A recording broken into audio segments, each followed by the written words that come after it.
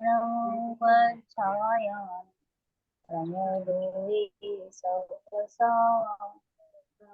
मंगलम भगवान वीरो मंगलम गौतम मंगलम कुंदकुंडारो जैन धर्मो सुमंगलम सर्वमंगल मांगल्यम सर्वकल्याणकारकं प्रधानं सर्वधर्माणां जैनं जयतु शासनं जैनं जयतु शासनं जैनं जयतु शासनं।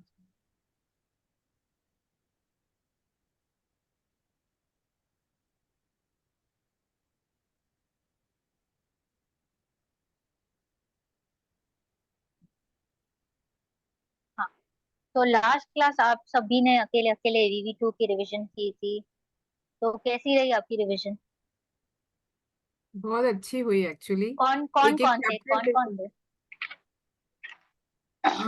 कल्पना आंटी और मनीषा जी और प्रियंका जी और कौन था, दर्शिका जी, मैं, और कौन वेरी था, गुड। 6-7 तो लोग ही आज थे। हाँ, वैसे ही आप वीवी वीवी 3 की आप स्टार्ट कीजिए। I will listening. Start. Yes Atul ji, start कीजिए वीवी 3 की। वैसे विधवा विज्ञान 2 में जो तैयारी की थी वैसे VV3 की नहीं करी है। आपने चैप्टर नहीं बोला इसलिए। नहीं, चैप्टर का एक वो मैसेज आया था पर उसमें समरी बनाई है तो मैं मेरे शुरू लिए करती चैप्टर हूँ। नंबर 4 दिया था, अग्रहित और ग्रहित मिथ्या। नहीं, वो नहीं VV2 है अतुल जी, VV2 है। नहीं नहीं नहीं, नहीं, वीवी दूसरा 3 का उन्होंने वो VV3। अच्छा, हाँ, ओके, आपने VV3 का, ओके, फाइन हाँ, फाइन। करिए। चलो आप स्टार्ट कीजिए, ग्रहित अग्रहित स्टार्ट कीजिए अतुल जी। जी जी। अग्रहित और ग्रहित मिथ्या, ये चैप्टर 6 डाला की ढाल नंबर 2 से लिया गया है। ये 6 डाला पंडित दौलत राम जी ने लिखी है और जैन समाज में सभी को इसके बारे में मालूम है। तो इसमें ये प्रश्न आता है कि ये जीव संसार में क्यों घूम रहा है और किस कारण से दुखी है। तो इसका जो पंडित दौलत राम जी ने लिखा है कि ये जीव मिथ्या दर्शन, मिथ्या ज्ञान और मिथ्या चारित्र के बस होकर इस संसार में घूमता हुआ जन्म मरण के दुख उठा रहा है। ये मिथ्या दर्शन, मिथ्या ज्ञान और मिथ्या चारित्र क्या हैं जिनके कारण सब दुखी हैं और इनके चक्कर में हम लोग कब से आ गए? तो ये अनादि से है। जब से हम हैं तभी से ही ये मिथ्या दर्शन, मिथ्या ज्ञान और मिथ्या चारित्र इस जीव के साथ हैं। और ये दो प्रकार का होता है, एक अग्रहित मिथ्यात्व और दूसरा ग्रहित मिथ्यात्व। तो जो बिना सिखाए अनादि से ही शरीर रागादि पर पदार्थ में जो अहम बुद्धि है, जो एकापना है, वो ही अग्रहित मिथ्यात्व है। जो हमको पहले से ही जन्म के साथ ही जो दिमाग में है, बैक ऑफ द माइंड रहता है, वो अग्रहित मिथ्यात्व है। और जो कुदेव कुगुरु और कुशास्त्र के उपदेश से अनादि से चली आ रही उल्टी मान्यता की पुष्टि होती है, वो ग्रहित मिथ्यात्व है।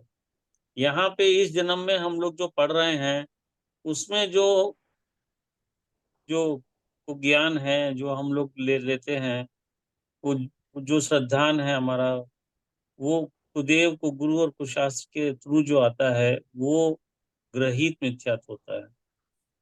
तो ऐसे ही ये मिथ्या दर्शन है और मिथ्या ज्ञान है और मिथ्या चारित्र है। जो अनादि से जो हमारा जो मिथ्यात्व है उसके वशीभूत होकर जो भी हमारा ज्ञान है और जो भी चारित्र है वो सारा ग्रहित है।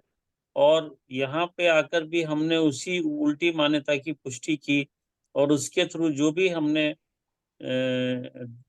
जो भी दर्शन और ज्ञान और जो भी चारित्र धारण किया वो भी सब वो सब ग्रहित मिथ्यात्व के अंदर में आता है। अब इसमें एक क्वेश्चन है कि अज्ञानी जीव की सब क्रियाएं अधर्म क्यों हैं? जो अच्छी हैं उन्हें तो धर्म कहना चाहिए।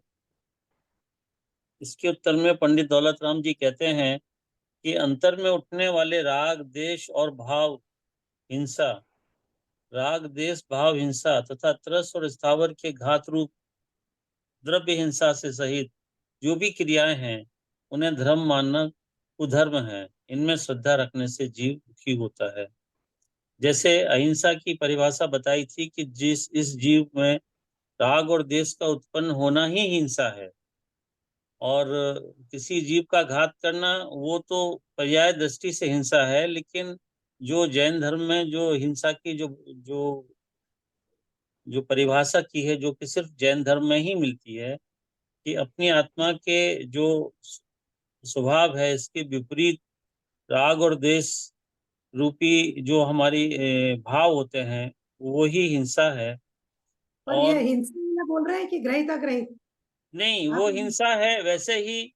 हम मतलब ग्रहित और अग्रहित का जो डेफिनेशन है वो भी वही है। जो जो आत्मा में राग और द्वेष रूप जो भाव हो रहे हैं, जो जो पहले से चले आ रहे हैं, वो अग्रहित मिथ्यात्व है। और जो अभी जो हमने सीखा है उसमें भी उसी की पुष्टि कर ली है, तो वो हमारा ग्रहित मिथ्यात्व हो गया। तो इससे बचने का उपाय क्या है? इससे बचने का देव शास्त्र गुरु का सच्चा स्वरूप समझकर तो ग्रहित मिथ्यात्व से बचा जा सकता है, और जीवादि प्रयोजनभूत तत्वों की सच्ची जानकारी पूर्वक आत्मानुभूति पाकर अग्रहित मिथ्यात्व को भी दूर किया जा सकता है। तो एक ही इसका तरीका है जो उन्होंने दिया है इसको। ये इसका समरी है। Very good. किसी को कुछ पॉइंट्स ऐड करने हैं इसमें? ये कर सकते हैं कि अग्रहित मतलब अनादि से जो अनादि से जो चला आ रहा है, और ग्रहित मतलब जो नया ग्रहण किया है हमने। एक शॉर्ट में बोले तो अग्रहित वेरी और गुड, ग्रहित। Very good. तो इसमें मुझे ये अग्रहित और ग्रहित मिथ्या इसके चारित्र के बारे में कोई जरा कुछ इसके पॉइंट्स मैंने कुछ लिखे हैं ग्रहित और अग्रहित के। हाँ, बताइए। जैसे ग्रहित, ये बिना सिखाए अनादि से है। अग्रहित में क्या है? ये सैनी पंचेंद्रिय में नया सीखने से प्रकट होता है। फिर दूसरा, ये चारों गतियों में पाया जाता है ग्रहित मिथ्यात्व। अग्रहित मिथ्यात्व संस्कारवश तिर्यंच व देव में भी पाया जाता है। इसके बाद नष्ट हुए बिना सुखी नहीं, इसके नष्ट हुए बिना हम सुखी नहीं हो सकते ग्रहित मिथ्यात्व में। फिर अग्रहित में आएगा कि इसके नाश होने पर भी दुखी रह सकते हैं। फिर यह अकेला भी हो सकता है, इसके साथ ग्रहित हो यह या नहीं, जरूरी नहीं है। मतलब ग्रहित मिथ्यात्व यह अकेला भी हो सकता है, इसके साथ ग्रहित हो या नहीं, लेकिन यह कभी भी अकेला नहीं रहता। अग्रहित मिथ्यात्व कभी भी अकेला नहीं रहता, इसके साथ अग्रहित नियम से होता ही होता है।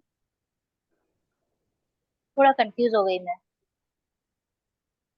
आपने थोड़े शब्द इधर उधर कर दिए। ये जो ग्रहित मिथ्यात्व है यह अकेला भी हो सकता है, इसके साथ अग्रहित हो ये जरूरी नहीं है। लेकिन यह कभी भी अकेला, अग्रहित मिथ्यात्व कभी अकेला नहीं होता, इसके साथ ग्रहित रहेगा ही। थोड़ा बहुत रह भी सकता है, नहीं भी रह सकता है, दोनों। अच्छा, फिर इसमें ग्रहित मिथ्यात्व में जीवादि सात तत्व संबंधी विपरीत मान्यता मुख्य होती है। ये आपके पॉइंट्स हैं कि आपने कहीं से लिए है? नहीं, मैंने तो मेरे क्या मतलब लिए तो इसमें से प्रवेशिका गाइड और इनमें से। अच्छा, प्रवेशिका में ये पॉइंट आया है क्या कि अकेला हाँ नहीं रहता और अकेला रहता? हाँ हाँ, है शायद, वही मुझे भी लगा, मैंने पढ़ा है ये पॉइंट, है शायद अच्छा, वो। उसके बाद इसमें क्या, जीवादि सात तत्व संबंधी विपरीत मान्यता मुख्य होती है ग्रहित में, और अग्रहित में देवशास्त्र गुरु संबंधी विपरीत मान्यता मुख्य होती है। फिर छठी पॉइंट है, आत्मानुभव ही इसके नाश का मुख्य उपाय है। बिना आत्मानुभव के इसका नाश नहीं हो सकता, और इसके नाश के लिए देवशास्त्र गुरु का सही श्रद्धान और ज्ञान आवश्यक है अग्रहित में। हम्म, ये 6-7 पॉइंट दिया है जो है। मैंने का गाइड में से लिए हैं। हाँ, 108 ओके, नंबर पेज पे ये सारे दिए हैं। Okay, good. अच्छा, मैंने एक प्रश्न पूछा था कि इसमें मिथ्या चारित्र के बारे में कोई जरा मुझे बताएगा हाँ, कोई इसमें पॉइंट? एक्चुअली जो अपनी विषयों में प्रवृत्ति है अज्ञानी जीवों की, जो वो अग्रहित मिथ्या चारित्र में जाएगी। और हम लोभ और प्रशंसा के उसमें जो ये आचार विचार करते हैं, पूजा पाठ करना या जो भी व्रत उपवास करना, तो वो आपका ग्रहित मिथ्या चारित्र में जाएगा। वेरी गुड, बस यही मुझे जानना था कि भाई अभी के लिए जो अगर हमने व्रत तप वगैरह जो किया और मुझे ऐसा लगेगा कि चार जन आके मुझे बोलेंगे वाह वाह बढ़िया काम किया, आप तो बड़े तपस्वी हो या बड़े ज्ञानी हो या बड़े पंडित हो या बहुत ज्यादा स्वाध्याय करते हो या वट, तो वो जो लोभ है पीछे का, वो वो मुझे मीठा लग रहा है, उसके लिए मैं ये सारा तप कर रही हूँ, राइट? या वट मेरा जो आचरण है, स्वाध्याय है, पूजा है, पाठ है, एक्सेट्रा, तो ये सब वो मीठे जो, हैं। हाँ, तो वो हो जाएगा ग्रहित, क्योंकि मुझे इच्छा है कि चार लोग आके मेरी प्रशंसा करें, ये लोभ है पीछे, तो ये हो गया ग्रहित। Very good, excellent, okay. और ये हमारे विषयों में प्रवृत्ति ग्रहित है या अग्रहित? अग्रहित। अग्रहित अग्रहित, क्योंकि अनादि। सिखाना पड़ता है क्या? अनादि से नहीं। नहीं अनादि सिखाना से। पड़ता है। हाँ, बच्चों को भी टॉफी दे दो तो मीठी मीठी चीजें अच्छी लगती है, तो कुछ सिखाना नहीं पड़ता, it is a very natural thing.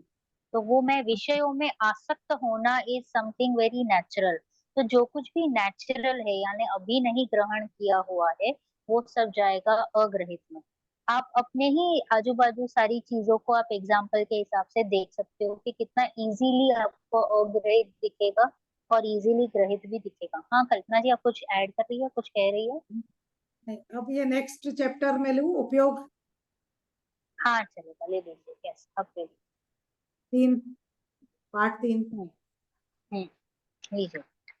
तो इसकी किसी को इसके कुछ डाउट है? एक मिनट, एक मिनट, किसी को कुछ डाउट है ग्रहित अग्रहित में अभी तक? एनीबॉडी? नहीं, ओके, चलो स्टार्ट कीजिए कल्पना जी। है ना। तो सबसे पहले मैंने इसकी आउटलाइन बनाई है। उपयोग, उपयोग दो प्रकार के हैं, हम्म, दर्शनोपयोग और ज्ञानोपयोग। हम्म, दर्शनोपयोग 4 प्रकार का है, चक्षु दर्शन, अचक्षु दर्शन, अवधि दर्शन और केवल दर्शन। उसके हम्म, बाद ज्ञानोपयोग जो है वो 5 प्रकार का है, मति ज्ञान, शुद्ध ज्ञान, अवधि ज्ञान, मन परे ज्ञान और केवल ज्ञान। इसके बाद मति ज्ञान में भी कुमति ज्ञान, सुमति ज्ञान 2 प्रकार है, और शुद्ध ज्ञान में भी कुशुद्ध और सुशुद्ध ज्ञान, और अवधि ज्ञान में भी कुअवधि और सुअवधि। इस प्रकार से यह इसका आउटलाइन है। तो उपयोग, उपयोग चैतन्य के साथ संबंध रखने वाले जीव के परिणाम को उपयोग कहते हैं। जो भी जीव चैतन्य के साथ अपना संबंध रखते हैं, उनके जो परिणाम उत्पन्न होते हैं उसको उपयोग कहते हैं। उपयोग को ज्ञान दर्शन भी कहते हैं। यह जीव का असाधारण गुण है। यह जीव की समस्त अवस्थाओं में निगोद से लेकर सिद्ध तक पाया जाता है, और यह 2 प्रकार का होता है, दर्शनोपयोग और ज्ञानोपयोग। दर्शनोपयोग, यह दर्शन गुण का परिणमन है। दर्शनावरण कर्म के क्षयोक्षम और क्षय के समय प्रकट होने वाली पर्याय है। उसके बाद वस्तु का सामान्य प्रतिभास मात्र होता है। दर्शनोपयोग में सामान्य प्रतिभास मात्र होता है। उसका स्वरूप निर्विकल्प, निराकार और निर्व्यवसायमय होता है। दर्शनोपयोग के बाद ज्ञानोपयोग होने का कोई नियम नहीं है, कभी होता है और कभी नहीं भी होता। दर्शनोपयोग में तत्व निर्णय की क्षमता नहीं है। दर्शनोपयोग के 4 भेद होते हैं। ऐसे ज्ञानोपयोग में ज्ञान गुण का परिणमन है। ज्ञानावरणी कर्म के क्षयोक्षम या क्षय से प्रकट होने वाली पर्याय जीव की अवस्था है। वस्तु की विशेष जानकारी होती है इसके अंदर। ज्ञानोपयोग में वस्तु की विशेष, उसमें आभास होता है और इसमें उसकी विशेष जानकारी होती है। उसके बाद इसका स्वरूप साकार, सविकल्प और व्यवसायमय है। जैसे उसका निराकार निर्व्यवसायमय है, इसका स्वरूप साकार, सविकल्प और व्यवसायमय है। फिर दर्शनोपयोग में जैसे हमने बताया कि ज्ञानोपयोग होने का कोई नियम नहीं है, लेकिन इसमें छद्मस्त अवस्था में नियम से दर्शनोपयोग पूर्वक ही ज्ञानोपयोग हो, बिना वेरी दर्शनोपयोग ज्ञानोपयोग नहीं होगा, मतलब कहने का। फिर गुड, दर्शनोपयोग में जैसे तत्व निर्णय की क्षमता नहीं है, जैसा हमने बताया, तो इसमें तत्व निर्णय का भेद ज्ञान होता वेरी गुड। है। क्योंकि काम कहाँ पे होगा? काम पूरा ज्ञान करेगा। काम ना पूरा हमें अभी स्टार्ट से लेके एंड तक, जब तक अपने को सम्यक दर्शन नहीं होता, सारा काम ज्ञान में होएगा, फिर सिर्फ श्रद्धा पलटेगी। ओके, तो काम हमें ज्ञान से करना है, तो ज्ञान has to be very very very very clear. कुछ गड़बड़ी नहीं चलेगी, थोड़ा भी मिथ्या ज्ञान नहीं चलेगा। तो वस्तु व्यवस्था आपको प्रॉपरली समझनी है, ज्ञान में क्लैरिटी होनी चाहिए कि द्रव्य का क्या स्वरूप है। हाँ बताइए। इसमें तत्व निर्णय का भेद ज्ञान होता है, मतलब वेरी ज्ञानोपयोग गुड। में तत्व निर्णय और भेद ज्ञान होता है। फिर दर्शनोपयोग के 4 भेद है और ज्ञानोपयोग के भी 8 भेद है। तो जैसे आंखों से देखना चक्षु दर्शनोपयोग नहीं है, आंखों से देखना, जैसे इसका भेद बनाया ना चक्षु, तो आंखों से देखना चक्षु दर्शनोपयोग नहीं है, वह तो चक्षु इंद्रिय संबंधित मति ज्ञान है। Very good. जब यह जीव चक्षु को निमित्त बनाकर किसी रूपी पदार्थ को जानता है, तब उसकी पूर्व उस रूपी पदार्थ का जो सामान्य प्रतिभास होता है वह चक्षु दर्शनोपयोग है।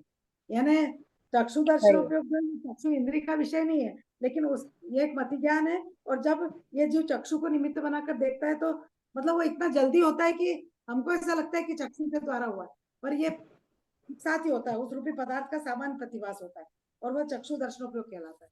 इसी प्रकार के अतिरिक्त अन्य इंद्रियों से होने वाला ज्ञान अचक्षु दर्शनोपयोग नहीं है। तो ये चक्षु दर्शनोपयोग नहीं कहा ना, ऐसे ही हमने आंखों के अतिरिक्त अन्य इंद्रियों से होने वाले ज्ञान को भी अचक्षु दर्शनोपयोग नहीं है। अभी तो अन्य इंद्रियों के ज्ञान के पूर्व होने वाला उन पदार्थों की सत्ता मात्र का आभास अचक्षु दर्शन, इनमें जैसे स्पर्श, रसना, घ्राण, कर्ण संबंधी अचक्षु दर्शन मात्र रूपी पदार्थों का ही होता है।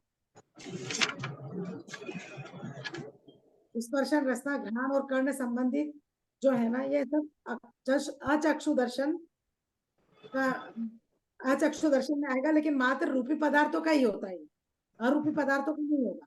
और चक्षु दर्शन एवं अचक्षु दर्शन का जो अंतर है वो यह है कि ये चक्षु दर्शन जो है 4 इंद्रियों से लेकर छद्मस्त पंचेंद्रियों तक रहते हैं। चक्षु दर्शन 4 इंद्रिय जीवों से लेकर छद्मस्त पंचेंद्रिय पर्यंत तक रहता है, और अचक्षु दर्शन जो है ये 1 इंद्रिय से लेकर पंचेंद्रिय पर्यंत सभी छद्मस्त दूसरा ये मात्र चक्षु इंद्रिय। अच्छा, मुझे आप बताएंगे ऐसा क्यों? कल्पना जी, ऐसा मुझे बताएंगे कि क्यों आपने 4 इंद्रिय वहां पे ली और यहाँ पे क्यों 1 इंद्रिय से लिया? चक्षु दर्शन जैसे ये 4 इंद्रियों से लेकर के पंचेंद्रिय तक रहता है, क्योंकि ये चक्षु मतलब चक्षु का विषय नहीं है।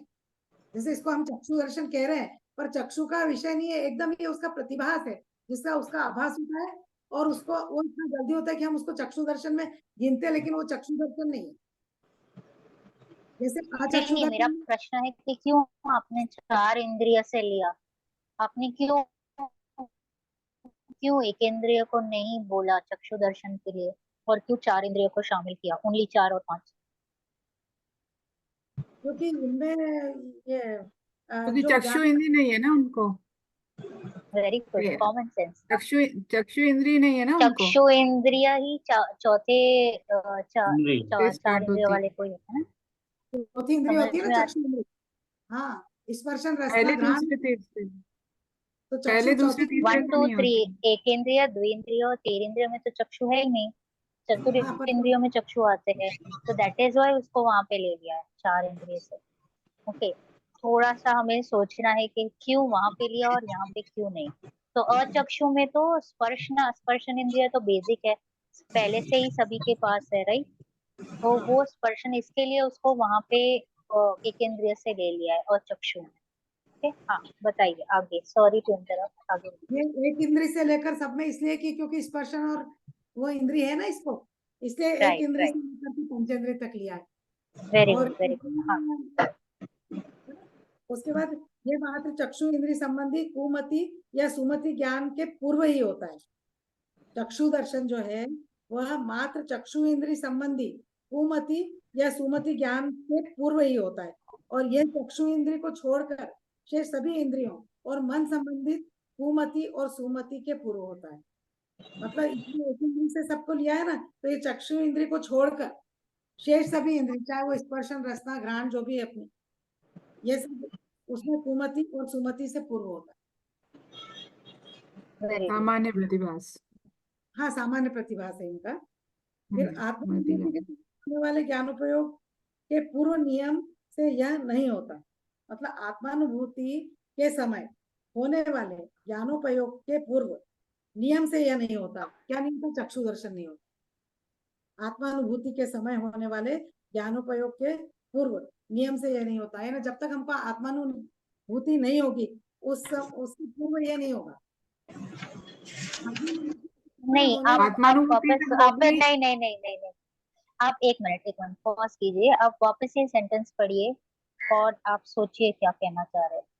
देखो, आत्मानुभूति के समय होने वाले ज्ञानोपयोग के पूर्व नियम से यह नहीं होता, चक्षु दर्शन नहीं। क्यों नहीं होता? क्यों चक्षु दर्शन आत्मानुभूति के पहले नहीं होता? क्योंकि जैसे उनको आत्मानुभूति होगी ना, तो उन्हें सामान्य प्रतिभास होगा उसका। नहीं, ओके। आत्मा का स्वरूप कैसा है? आत्मा का स्वरूप क्या है? और पुद्गल का, एक आत्मा के गुण कैसे है और पुद्गल के गुण कैसे है? आत्मा का तो जानना आत्मा देखना, अनुभव करना, जानना देखना। एक अनुभव मिनट, करना। हाँ, ओके। और अनुभव, आत्मा क्या है? मूर्तिक है या अमूर्तिक है? हाँ मूर्तिक है। अमूर्तिक है। तो अमूर्तिक को आप चक्षु से देख पाओगे? नहीं देख पाएंगे। नहीं देख पाएंगे, बराबर है। तो चक्षु की आवश्यकता है क्या आत्मानुभूति में? नहीं है। नहीं है। इसके लिए जब भी आत्मानुभूति होगी तो चक्षु दर्शन नहीं होगा। समझ में आया? क्योंकि वो एक वेदन है। ओके। तो आप जब भी कोई अन्य पुद्गल पदार्थ है उसका जब भी आप अवलंब या उसको देखोगे या जानोगे या तभी जो सामान्य प्रतिभास होगा तभी वहां पे चक्षु दर्शन का नाम आएगा। ओके, क्योंकि वो पुद्गल संबंधी है। आत्मानुभव में चक्षु का यूज ही नहीं है। अब आप वापस सेंटेंस पढ़िए और अभी आपको आपको करेक्ट समझ में आएगा कि क्या कहना चाह रहे हैं। देखो, आत्मानुभूति के समय होने वाले ज्ञानोपयोग के पूर्व नियम से यह नहीं होता, क्योंकि क्या नहीं आत्मानुभूति होता? हाँ, हमारा ज्ञान। चक्षु दर्शन नहीं होता। चक्षु दर्शन नहीं होता क्यों? आपने क्या कहा कि ज्ञान के पूर्व हमेशा पहले दर्शन होता है, राइट? ज्ञानोपयोग के पहले दर्शन उपयोग होता है। तो वो दर्शन उपयोग कोई भी दो टाइप का होगा, या चक्षु होगा या अचक्षु, बराबर है। तो अभी क्या कहा कि जब भी आपको आत्मानुभव होगा तो उसके पहले आपको चक्षु दर्शन नहीं होगा। तो रीजन क्या है? रीजन इसलिए क्योंकि आत्मा अमूर्तिक है, राइट? तो चक्षु चक्षु दर्शन का तो आवश्यकता ही नहीं है ना वहां पे। समझ में आया? आप समझ रहे हो क्या कहना चाह रहे हैं वहां पे, कल्पना हाँ, जी? हाँ, कि अभी यही भी नहीं कि जब समझा? हमें आत्मानुभूति होगी तो हमारी आत्मा अमूर्तिक है, तो उसमें चक्षु की वैसे भी आवश्यकता नहीं है, वेरी गुड। है ना? तो वो जो जो दर्शन उपयोग रहेगा उस तो टाइम जो उसको हमारे चक्षु ज्ञान से हम दर्शन आत्मा, नाम। ज्ञान के द्वारा जो हम आत्मानुभव करते हैं, तो वो अमूर्तिक आत्मा है, लेकिन हम अनुभव में ले रहे हैं, तो उसमें हमको चक्षु की आवश्यकता नहीं है। Excellent, very good. हाँ, वेरी गुड। हाँ, नेक्स्ट पॉइंट। तो नेक्स्ट इसी का फिर पॉइंट है अचक्षु दर्शन में, कि आत्मानुभूति के समय होने वाले ज्ञानोपयोग के पूर्व यही दर्शन होता है, अन्य नहीं। आत्मानुभूति के समय होने वाले ज्ञानोपयोग से पूर्व यही दर्शन होता है, अन्य नहीं। अचक्षु, चक्षु दर्शन होता है। पर इसमें अचक्षु। आचक्षु में फिर दूसरी इंद्रियां क्यों ली है? आत्मानुभूति में तो ये स्पर्शन एक्चुअली में तो रसना अचक्षु वो भी में नहीं। सी, हाँ, वो ही आते हैं। बट यहाँ पे अचक्षु के हिसाब से आई थिंक वो लिया है कि भाई आंखों से दिखाई देने वाली वस्तु नहीं है, अनुभव गम्य है। वो पॉइंट हाईलाइट किया है। हाँ, हाँ, शेष चार इंद्रियां नहीं होगा क्योंकि वो भी तो यस, जरूरी हाँ, नहीं है वो भी आत्मानुभूति के लिए। इंद्रिय ही है। हाँ, yes, not required at all. है ना? उसके बाद नेक्स्ट है कि फिर अवधि दर्शन। तो अवधि दर्शन में भी मात्र रूपी पदार्थों का ही निराकार आभास मात्र होता है। अवधि दर्शन में भी मात्र रूपी पदार्थों का ही निराकार आभास मात्र होता है, क्योंकि अवधि ज्ञान मात्र रूपी पदार्थों का ही ज्ञान कराता है। केवल दर्शन में संपूर्ण विश्व की सत्ताओं का, सत्ता मात्र का प्रतिभास एक साथ हो जाता है। इसमें निराकार अवलोकन होता है। इसकी विशेषता यह है कि यह केवल ज्ञान के साथ ही होता है, क्योंकि केवल दर्शन एवं केवल ज्ञान में काल भेद नहीं होता। केवल दर्शन और केवल ज्ञान में काल भेद नहीं होता, है ना? अच्छा, ये जो सेकंड पॉइंट आपने लिया अचक्षु दर्शन, तो इसमें ना मन भी निमित्त है अचक्षु में। चार इंद्रिय और मन, राइट? चक्षु को छोड़ के चार इंद्रिय और मन। तो जब आत्मानुभव होगा ना तो मन का कहीं ना कहीं रोल है, क्योंकि वहां पे विचार वगैरह चल रहे हैं। इसलिए मन इज देयर। मन कभी भी थोड़ा है वहां पे। ओके, इसके लिए अचक्षु दर्शन में उसको काउंट किया। ओके, मन के हिसाब से, नॉट द चार इंद्रिया।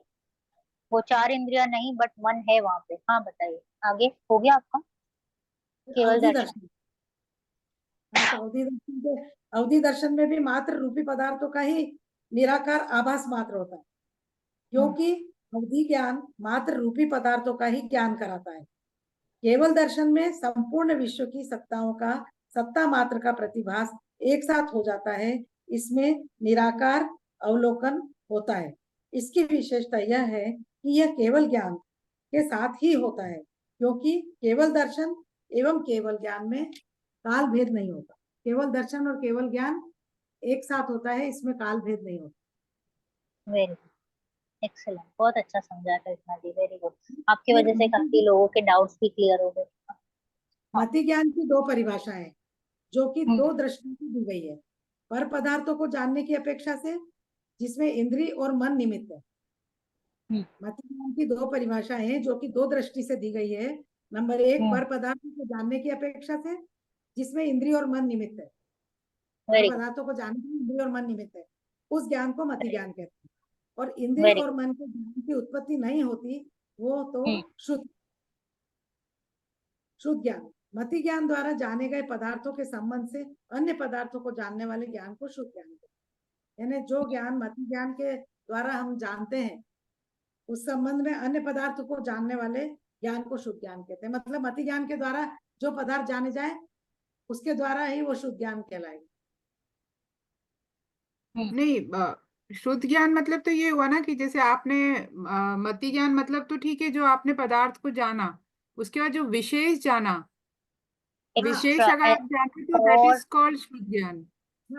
एनीथिंग एक्स्ट्रा, मति में भी आप एक्स्ट्रा ही करोगे और उसमें भी और एक्स्ट्रा करोगे शुद्ध में। इसका मैंने डिफरेंस भी किया है।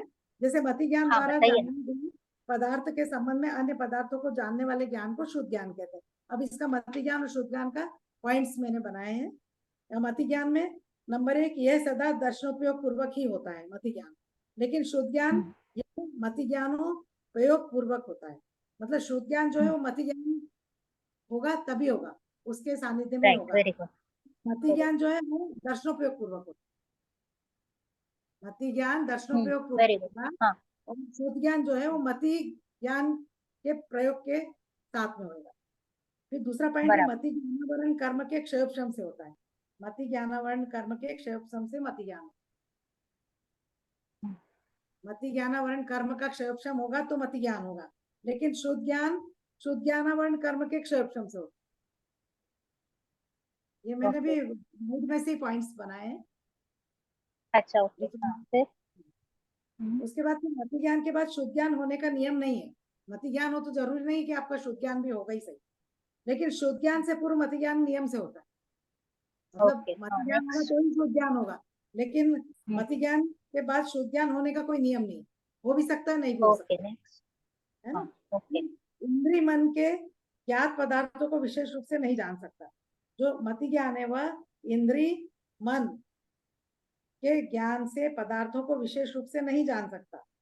लेकिन यह जो है शुद्ध ज्ञान, ये इंद्रिय मन से ज्ञान पदार्थों को ही विशेष रूप से जानता है। मतलब ये तो ठीक है, वही शुद्ध ज्ञान विशेष रूप से जानता है और इंद्रिय मति ज्ञान नॉर्मल जानता है, ऐसा। ये वो ठीक है, ये वाला डिफरेंस तो समझ में आ गया। इंद्रिय और मन के निमित्त बिना जो ज्ञान सीधा आत्मा से ही द्रव्य, क्षेत्र, काल और भाव की अपेक्षा मर्यादा पूर्वक रूपी पदार्थों को स्पष्ट जानता है, उसे अवधि ज्ञान कहते हैं। इंद्रिय और मन के निमित्त बिना जो ज्ञान सीधा आत्मा से ही द्रव्य, क्षेत्र, काल और भाव की अपेक्षा मर्यादा पूर्वक रूपी पदार्थों को स्पष्ट जानता है, उसे अवधि ज्ञान। Very good, next. फिर आत्मानुभवी मुनिराजों को इंद्रिय और मन की सहायता के बिना द्रव्य, क्षेत्र, काल और भाव की मर्यादा पूर्वक दूसरे के मन में स्थित रूपी विषय के स्पष्ट ज्ञान को मनपर्य ज्ञान कहते हैं। मतलब मनपर्य ज्ञान में आत्मानुभवी मुनिराज है, वह इंद्रिय और मन की सहायता के बिना द्रव्य, क्षेत्र, काल, भाव की मर्यादा के पूर्वक दूसरे के मन में क्या चल रहा है, उसकी स्थिति, उसके रूपी विषय के स्पष्ट ज्ञान को मनपर्य ज्ञान। मतलब दूसरे के मन के अंदर क्या चल रहा है, ये हमारे जो मुनिराज है, आत्मानुभवी मुनिराज, जो कि इंद्रिय और मन की सहायता के बिना द्रव्य, क्षेत्र, काल और भाव के मर्यादा के साथ जान सकते हैं दूसरे के मन में नेक्स्ट, क्या चल हाँ, रहा है, उसे यस, मन नेक्स्ट, परे ज्ञान। फिर अवधि ज्ञान और मन परे ज्ञान में क्या डिफरेंस है? अवधि ज्ञान जो है ये ज्ञान चारों गतियों में होता है, चारों गतियों में हो सकता है। और मन परे ज्ञान केवल मात्र गर्भज कर्मभूमि पुरुषों को ही हो सकता है। जो कर्मभूमि के गर्भज पुरुष है उन्हीं को होता है मन परे ज्ञान, लेकिन अवधि ज्ञान चारों गतियों में हो सकता है। तो दूसरा पॉइंट है, यह सम्यक दृष्टि एवं मिथ्या दृष्टि दोनों को हो सकता है। अवधि ज्ञान मिथ्या दृष्टि को भी हो सकता है और सम्यक दृष्टि को भी हो सकता है, लेकिन राइट, मनपूर्व ज्ञान जो है यह ज्ञान सिर्फ सम्यक अवधि दृष्टि से नहीं मिलता है। ये मैंने थोड़ा प्रवेशिका गाइड में से भी एक्सप्लेनेशन लिया है, मतलब दोनों को साथ में रख के, गुड, क्योंकि गुड, इसमें good, very good, very good, तो यह ज्ञान सम्यक दृष्टियों को ही होता है। और यह ज्ञान अवधि ज्ञानावरण कर्म के क्षयोक्षम से होता है। अवधि ज्ञान जो है अवधि ओके, ज्ञानावरणी कर्म से होता है, और यह मन पर ज्ञानावरण कर्म के क्षयोक्षम से होता है। ओके, नेक्स्ट, फिर यह पहले से 12वें गुण स्थान तक हो सकता है। क्या? अवधि ज्ञान, अवधि ज्ञान जो है पहले से लेके 12वें गुण स्थान तक हो सकता है।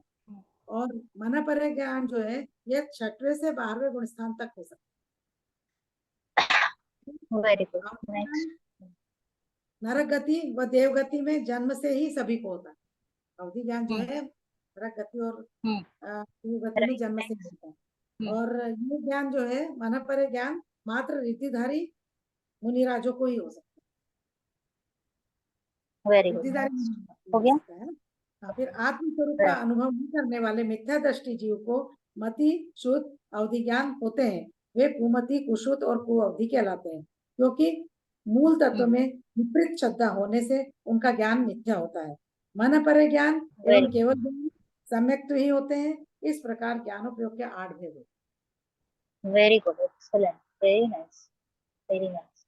तो ये था उपयोग। उपयोग हमेशा हमारा वर्किंग एरिया है जहाँ पे हम काम करेंगे, क्योंकि वो लक्षण है और लक्षण से ही लक्ष्य की प्राप्ति होगी। तो ज्ञान उपयोग, उपयोग बहुत बहुत बहुत इम्पोर्टेंट है। नेक्स्ट, अभी किसने तैयारी की है? कोई स्पेसिफिक चैप्टर किसी ने की है तो बताइए। नहीं की है? Is a smile on Nidhi ji face. ठीक है, हैं। मैं कौन चलो। हूँ? 5 पढ़ा सब है। हाँ, नहीं हाँ, पढ़ा भी क्या बता नहीं, रहे? मन से नहीं बोल रही हूँ। समरी बनाई है उसी में से बोल बता रही हूँ, मैं भी पूरा मन से नहीं बोल कौन सी, रही हूँ। कौन सी? नहीं, नहीं, कौन सी? मैं कौन हूँ पाठ 5, यदि कोई नहीं बोल रहा हो तो मैं बोलूँ। अच्छा, हाँ, चलिए, मैं कौन हूँ करते, चलिए, चलिए। मैं बोलूँ, हाँ जी, बताइए, यस सरकार। है ना? 5, मैं कौन हूँ। मैं किस वस्तु की ओर इशारा कर रहा है, यही इस निबंध का विषय है। इस निबंध में कितना है, कितना लंबा है आंटी? छोटा सा है, क्या बोला, हाँ, ठीक है, हाँ, स्टार्ट कीजिए। है ना? यह इस निबंध का विषय है। इस निबंध में सर्वप्रथम यह बताया गया है कि हमने अपने आप को अभी तक क्या समझ रखा है, जो समझ रखा है वह सही है या गलत। अपने जीवन में हम अपने को अनेक रूपों में देखते हैं, और जब कोई हमसे पूछता है कि आप कौन हैं, तो हम अपने को किसी एक रूप में प्रस्तुत कर देते हैं। जैसे कभी हम बेटा बेटी, पति पत्नी, मम्मी पापा या भाई बहन, कभी धनवान, कभी विद्वान, बच्चे या युवा आदि। लेकिन जब हम इन श्रेणियों में उतरकर विचार करते हैं तो लगता है कि मैं मात्र इतना ही नहीं, यह सब तो बाहर से दिखने वाली सहयोगी पर्याय है। ये तो सब पर्याय अलग अलग अपेक्षा से उनके धर्म है। मतलब इसमें अपेक्षा से हमें, अपेक्षा से भेद ज्ञान करके बताया, मतलब वस्तु एक ही है लेकिन हर एक की अपेक्षा अलग अलग दृष्टि से अलग अलग है ना। जैसे ये तो सब पर्याय अलग अलग अपेक्षा से उनके धर्म है। मैं तो इस शरीर से भिन्न आत्मा हूँ, चेतन तत्व हूँ, मैं तो असहयोगी हूँ। वास्तव में तो हम कहें मात्र शरीर के लिए, कभी आत्मा के लिए, तो कभी दोनों के लिए, और कभी क्षण स्थायी पर्याय के लिए मैं शब्द का उपयोग करते रहते हैं। जब तक हम पर्याय में एकत्व बुद्धि करते हैं तो आत्मा की खोज ही नहीं होती। तो वह दृष्टि का विषय कैसे बनेगा? जब हम एकत्व बुद्धि नहीं करेंगे तो हमारी वो दृष्टि का विषय बनेगा ही नहीं। जब तक आत्मा की खोज जारी नहीं रहेगी, उसको खोजने की जिज्ञासा ही नहीं होगी, तब तक हम उसको खोजने का प्रयत्न भी नहीं करें और ना ही हम उस पर गंभीरता से विचार करेंगे, तब तक मैं कौन हूं का सही उत्तर प्राप्त नहीं। मैं तो आत्मा, शरीर, वाणी, मन और विकारी भावों से, मोह, राग, द्वेष एवं पर से लक्ष्य करने वाली बुद्धि से भिन्न हूँ, क्योंकि राग, द्वेष, विकारी भाव आत्मा की सीमाएं में नहीं आते, वे आत्मा से स्वभावतः भिन्न है। आत्मा नित्य है, मोह आदि भाव अनित्य है। आत्मा पूर्णतः शुद्ध है, मोह आदि भाव अशुद्ध है। आत्मा एक द्रव्य है और केवल ज्ञान आत्मा के ज्ञान गुण की पूर्ण विकसित एवं पर्याय मात्र है। मैं त्रिकाल रहने वाला अनादि अनंत अविनाशी एक शुद्ध चैतन्य ज्ञानानंद स्वभावी रूप तत्व हूँ, जिसे आत्मा कहते हैं। आत्मा को इंद्रियों से नहीं पकड़ सकते हैं, वह तो अंतरोन्मुखी दृष्टि का विषय है, संवेदन तत्व है, अनुभूति गम्य है। संक्षेप में कहा जाए तो मैं पर भावों से भिन्न हूँ, ज्ञानादि भावों से अभिन्न हूँ। पर से भिन्नता एवं अपने से अभिन्नता ही मेरी शुद्धता है। मैं अनंत गुणों का अखंड पिंड हूँ, मुझे पर से कुछ नहीं चाहिए एवं पर को मैं कुछ दे नहीं सकता, यही मेरी पूर्णता है। मैं तो ज्ञानानंद स्वभावी चैतन्य तत्व। मैं वो अच्छा, वाला चैप्टर पार्ट 6 लेती हूँ मैं। हाँ हाँ कोई बात नहीं। यस प्रियंका जी, मतलब हाँ। मैंने भी आउट वैसे 2 पेज में ही समरी लिखी है, पर तो अपने को वही मेन पॉइंट्स कवर हो जाएंगे, तो वो ठीक very revision good, very good. और एक बार अग्रहित है विद्या हो गया क्या? रिवीजन करना है आज 4 बजे हाँ तक। अभी जस्ट हुआ, अभी कोई पहले हमने नहीं, ग्रहित अग्रहित किया। इसकी तैयारी है, नहीं तो मतलब मेरे भी सब बनी हुई समरी, कोई नहीं बोलेगा जब मैं बोल दूंगी आगे बढ़ो।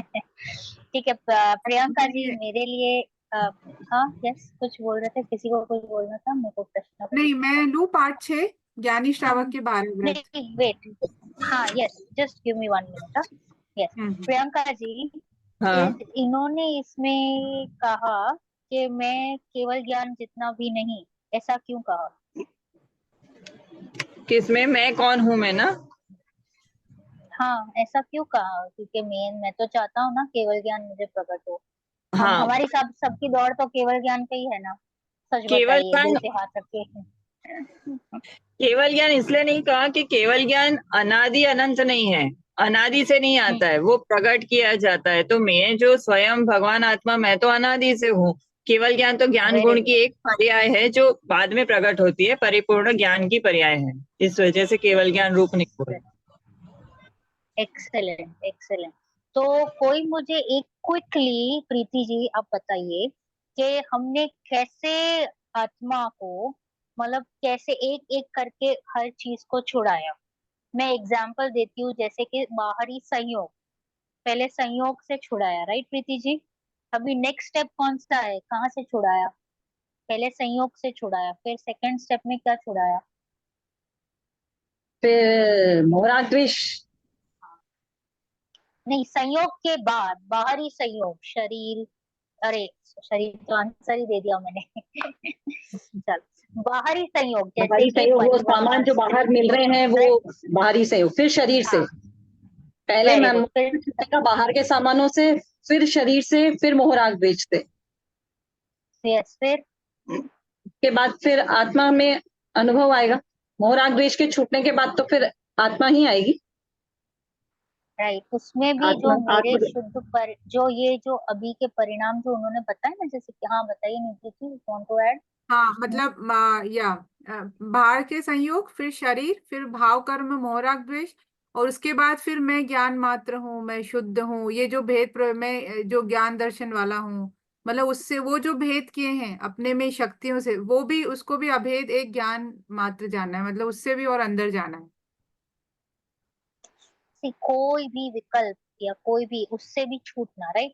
उसके बाद जो मेरी जो कल्प होना। शुद्ध पर्याय आई ना, शुद्ध पर्याय, उससे भी मैं भिन्न, एक एक विकल्प करके वो होना हम मतलब। छिलका नहीं निकालते हैं, एक एक पॉइंट छिलका निकाल रहे, फील कर रहे, फील कर रहे, फील कर रहे, और अंदर में मेरा शुद्ध द्रव्य है। ऐसा है नहीं, ऐसा वो सिर्फ एक एग्जाम्पल के लिए है, द्रव्य तो द्रव्य है, बट एग्जाम्पल के लिए, बोलने के लिए कहा जाता है। द्रव्य तो हमेशा एक ऐसा का ऐसा ही रहता है, बट एग्जाम्पल हमेशा एक देश रहते हैं, तो सिर्फ आप समझ रही है, वरना आप एग्जैक्टली आप ऐसे इमेजिन मत करिएगा कि शरीर के अंदर कोई पदार्थ है, उसके बाहर एक मोरा द्वेष की चद्दर चढ़ी है, वो हटाओ फिर ये हटाओ, ऐसा कुछ हटाहटी नहीं करना है। Okay, that is not how it works. कुछ कहीं पे भी कुछ हटाना नहीं है, द्रव्य तो बस ऐसा ही है, हमेशा याद रखना, बस ऐसा ही, सिंपल, ऐसी ही उंगली जैसा एक पूर्ण द्रव्य है। ऐसा कुछ लेयर्स नहीं। हाँ बताइए, बट मतलब बताने जैसे के लिए, आपको समझाने के लिए। हाँ। जैसे पॉइंट्स अपन ने बताया ना कि आत्मा नित्य है, तो मोह आदि हम्म। भाव अनित्य है, मतलब वो इसलिए नहीं, वो अनित्य है, मोह आदि परिणाम जो है। उसके नहीं, बाद कोई भी, आत्मा सारे सारे सारे भाव अनित्य ही है, क्योंकि वो हाँ, आ रहे चले जा रहे, आ रहे चले जा रहे। देखो उत्पाद व्यय द्रव्य तो चल रहा है ना, उत्पाद व्यय, राइट। तो द्रव्यता को पकड़नी है वो। ओके, तो वो पॉइंट तो हम शायद कहीं कभी बाहर लेंगे। पॉइंट इज के विकारी भाव कैसे रहते हैं, वो पानी गर्म है, गर्म होके वो जैसे ही वो छोड़ दिया अग्नि, अग्नि का उसका जो निमित्त है वो छूट गया, तो पानी कैसे शीतल स्वभाव की ओर चला गया। वैसे मेरा स्वभाव है ना निर्विकारी है। ओके, निर्विकार शुद्ध है ऐसा, हाँ, ऐसा मेरा स्वभाव। Yes, okay. किसी को कोई प्रश्न, कुछ addition, subtraction? Okay, Nidhi ji, chapter 6, श्रावक के 12 व्रत। ज्ञानी श्रावक के 12 व्रत, ये बेसिकली पंचम गुणस्थानवर्ती जीव के 12 व्रत इसमें बताए गए हैं। तो जिन्हें पंचम गुणस्थानवर्ती मतलब जिन्हें यथार्थ सम्यक दर्शन प्रकट हो चुका है, और उसे ही ज्ञानी कहते हैं। और उनके ज्ञानी जीव के अनंतानुबंधी और अप्रत्याख्यानवरण कषाय चौकड़ी का अभाव हो जाता है। मतलब आपके चार अनंतानुबंधी, अप्रत्याख्यान, प्रत्याख्यान और संज्वलन है, उसमें से पंचम गुणस्थानवर्ती जो जीव है ज्ञानी, जिनके हम 12 व्रत पढ़ रहे हैं, उनके अनंतानुबंधी क्रोधमान मायालोप चले गया है, और अप्रत्याख्यानवरण क्रोधमान मायालोप चले गया है। ठीक है। और फिर कषाय चौकड़ी, हाँ ये हो गया। हाँ, उक्त व्रति श्रावक देश चारित्र स्वरूप आत्मशुद्धि प्रकट करता है। जो आत्मशुद्धि प्रकट हुई उसे निश्चय व्रत कहते हैं। जो हमें सम्यक दर्शन हुआ है, जो जीव ज्ञानी जीव को, उसे निश्चय व्रत कहेंगे। और इसके सद्भाव से जो व्रत और त्याग आदि शुभ भाव होते हैं, मतलब जो ज्ञानी जीव है उनको सम्यक दर्शन प्रकट हो गया, अब उसके सद्भाव में उन्हें जो व्रत और शुभ भाव जितने भी होते हैं, तो उन्हें बेसिकली हम व्यवहार व्रत कहेंगे। वो व्यवहार व्रत कहलाते हैं, और वे 12 होते हैं। उसमें हिंसा आदि 5 पापों के एक देश त्याग को अनुव्रत कहते हैं। मतलब जो ज्ञानी व्रती त्यागी है, वो जो व्रत करता है, अहिंसा व्रत और जो भी परिग्रह, परिमाण व्रत, सत्यान, तो ये सब अनुव्रत होते हैं, एक देश त्याग बोलते हैं उनको। पूर्ण व्रत नहीं होता है उसका, ज्ञानी जीव का, जो कि व्हाट इज एक गृहस्थी। देश? एक देश त्याग मतलब कि वो अभी गृहस्थी में है, पूर्ण और त्याग नहीं है। पूर्ण तरह से त्याग उन्होंने नहीं किया है। हाफ मतलब एक अंश का त्याग किया है, जैसे ऐसे बोल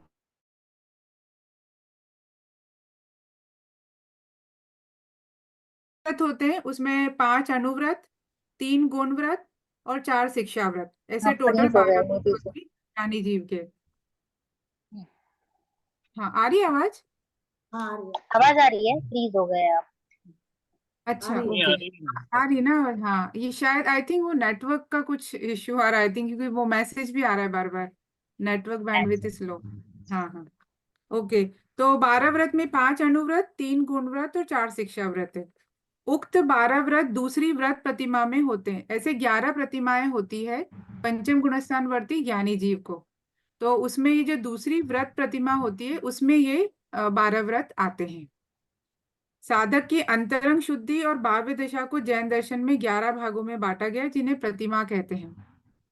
निश्चय और व्यवहार, निश्चय प्रतिमा और व्यवहार प्रतिमा।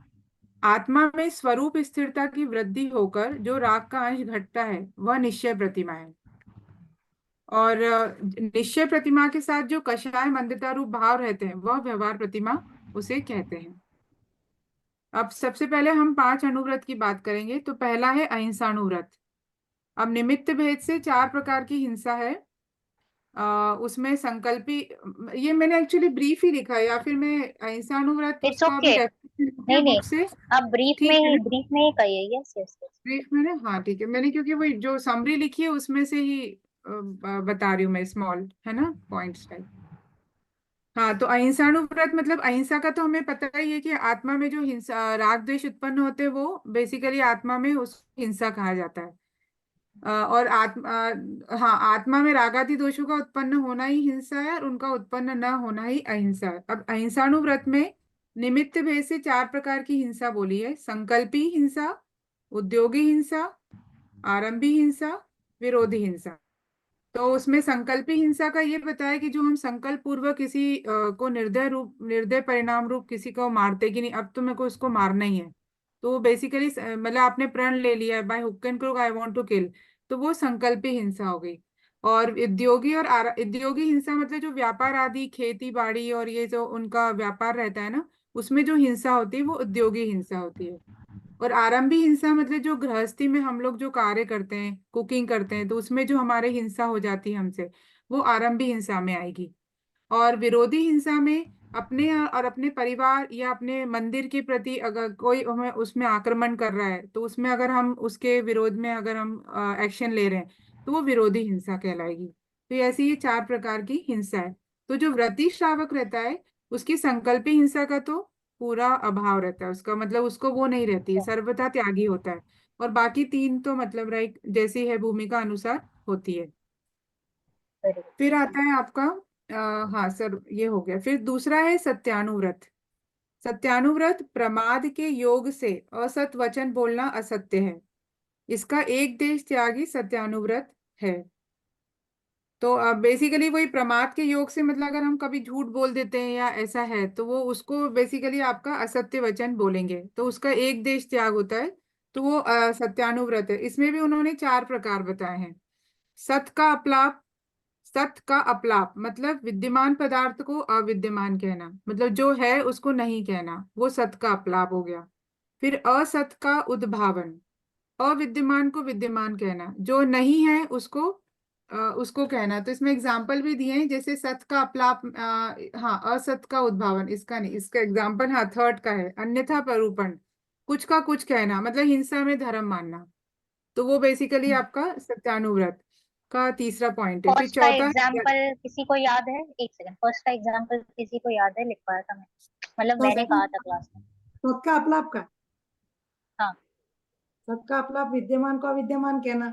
जैसे कि घर में कोई आया बाहर से और किसी ने कहा कि बेटा तुम्हारे पापा है क्या अंदर, तो अंदर जाके कहा कि नहीं है भाई, पापा तो घर में नहीं। तो जो है अच्छा, फर्स्ट का, हाँ। उसको वो तो और सरासर ठीक। नहीं, उसको अभी फर्स्ट का जैसे कोई है बाहर। जैसे आत्मा है, आत्मा जैसी कोई वस्तु है, ऐसे प्रश्न हम्म, चिन्ह लगाना, राइट। राइट फिर राइट राइट। सेकंड का था अविद्यमान को विद्यमान कहना, जैसे कि हाँ। रागादि भावों को पुण्य को या सुख कर मानना, वो है नहीं बट हमने हम्म, उसको सुख कर मान रखा है, ये सेकंड था एग्जाम्पल। थर्ड तो राइट। आपने कहा कि हिंसा में धर्म बताना, राइट। बलि और आदि फोर्थ हिंसा में हाँ, हाँ। परहित और वचन। गर्हित में तो अच्छा, हाँ, पहले का पीड़ा कारण। जैसे तैसे बोलना, पहले को हाँ, अपन पीड़ा लिंकर। विद्यमान को अविद्यमान कहना, इसको अपने आध्यात्म में कैसे घटाएंगे अपन कि भाई या तो पूजा पाठ नहीं कर रहे हैं और झूठ बोल दिया कि भाई वो तो पूजा कर रहे हैं अंदर बैठे हैं, ऐसे क्या, कैसे क्या इसको। नहीं, बेसिकली इसमें तो जैसे ये दिया है कि आत्मा की सत्ता होने पर भी आत्मा की सत्ता से इनकार करना, अथवा आदिनाथ भगवान भरत आदि पुराण पुरुषों के होने पर भी उनकी सत्ता का यह कहकर इनकार करना कि किसने देखा है नरक, किसने देखा है स्वर्ग, किसने देखा है, तो वो हम नहीं बेसिकली कहते कि नरक किसने देखा, हम हमारे रेगुलर लाइफ में भी काफी लोग कहते हैं, हमसे दलील भी करते हैं कि क्या बात हाँ, कर रहे हो, अभी जी लो जिंदगी, स्वर्ग किसने देखा है, नरक किसने देखा है, who what proof do you have, right. तो ये hmm, what proof do you have में ये आ जाता है सत का अपलाप, क्योंकि आपने केवल ज्ञानी के जो मतलब उनकी जो वाणी है उनका अनादर कर दिया है, और जो फैक्ट है उसको बिलीव नहीं कर रहे हैं। क्योंकि फैक्ट हाँ, तो दिख ही रहा है ना कि भाई आत्मा है, कैसे, क्योंकि शरीर छोड़ के कहीं ना कहीं तो जीव जा रहा है, वो फैक्ट है। ओके। आपको तिर्यंच गति के भी जीव तो दिख रहे हैं, मनुष्य गति के भी तो दिख ही रहे हैं, दो जीव तो क्लियरली दिख रहे हैं, राइट। और थर्ड है अभी देव गति और नरक गति नहीं दिख रहे, बट दो की तो वाणी में, भगवान की वाणी में दो, चारों का है उसमें से दो तो दिख रहे हैं, तो बाकी दो भी तो होंगे ही ना, राइट। तो ऐसे हमें अनुमान भी करना है, और वो फैक्ट भी है क्योंकि हम काफी सारी स्टोरीज में भी सुनते हैं, तो व्यंतर आए या देव आए, हेल्प किया वगैरह, वो सब भी तो हमें स्टोरीज मिलती ही है। और प्लस हम देखते भी है कि मनुष्य गति जैसे गति वैसे मति देखते हैं, तो जिसकी जैसी गति होनी रहती है उसके परिणाम भी गिरते हुए दिखाई देते हैं। क्योंकि अगर उसकी अधोगति हो रही है तो उसका जीवन यहीं पे नरक जैसा बन जाता है। आप देखिएगा आजू बाजू में, वो अभी से उसको प्रतिकूलताएं का महसूस होगा, क्योंकि उसकी गति ही ऐसी जा रही है, तो उसका पूरा वो पूरा बैलेंस है ना पुण्य का, वो खत्म होते जा रहा है। तो वो आपको दिखाई देगा, वो क्लैरिटी आपको यहीं पे दिखेगा जो कुछ भी है। तो ऐसे सत का अपना। ओके, मैं कल्पना जी तो चले गए, चलो नेक्स्ट पॉइंट। हाँ, आचार्य हाँ अनुवाद। है ना, हाँ हो गया ये राइट। और गर्हित वचन में वही शास्त्र विरुद्ध और पर अपवाद कारक हिंसा पोषक आदि वचन क्या है ना, वो गर्हित वचन में आ जाएगा कि किसी को हर्ट नहीं हो, ऐसे वचन हमें नहीं बोलना चाहिए। फिर तीसरा है अचौर्यानुव्रत। चोरी का त्यागी होने पर भी गृहस्थ, चोरी का त्यागी होता है ज्ञानी जी, फिर भी गृहस्थ है तो कभी कूप नदी आदि में से जल खान से मिट्टी आदि वस्तु को बिना पूछे ग्रहण कर लेता है। तो ये एक्चुअली एक देश चोरी का त्याग होने से अचौर्यानुव्रत कहलाता है। इसमें ये है मेन पॉइंट आपका। राइट। और फिर ब्रह्मचर्यानुव्रत, उसमें गृहस्थ स्व स्त्री में संतोष रखते हैं, पर स्त्री रमण के भाव का सर्वथा त्याग होता है। तो यह व्रत एक देश रूप होने से ब्रह्मचर्यानुव्रत कहलाता है।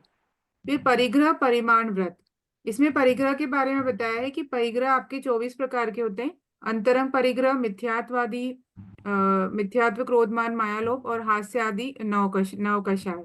और बहिरंग आपके परिग्रह होते हैं जमीन जायदाद पैसा रुपया और वो सब धन धान्य वैसा।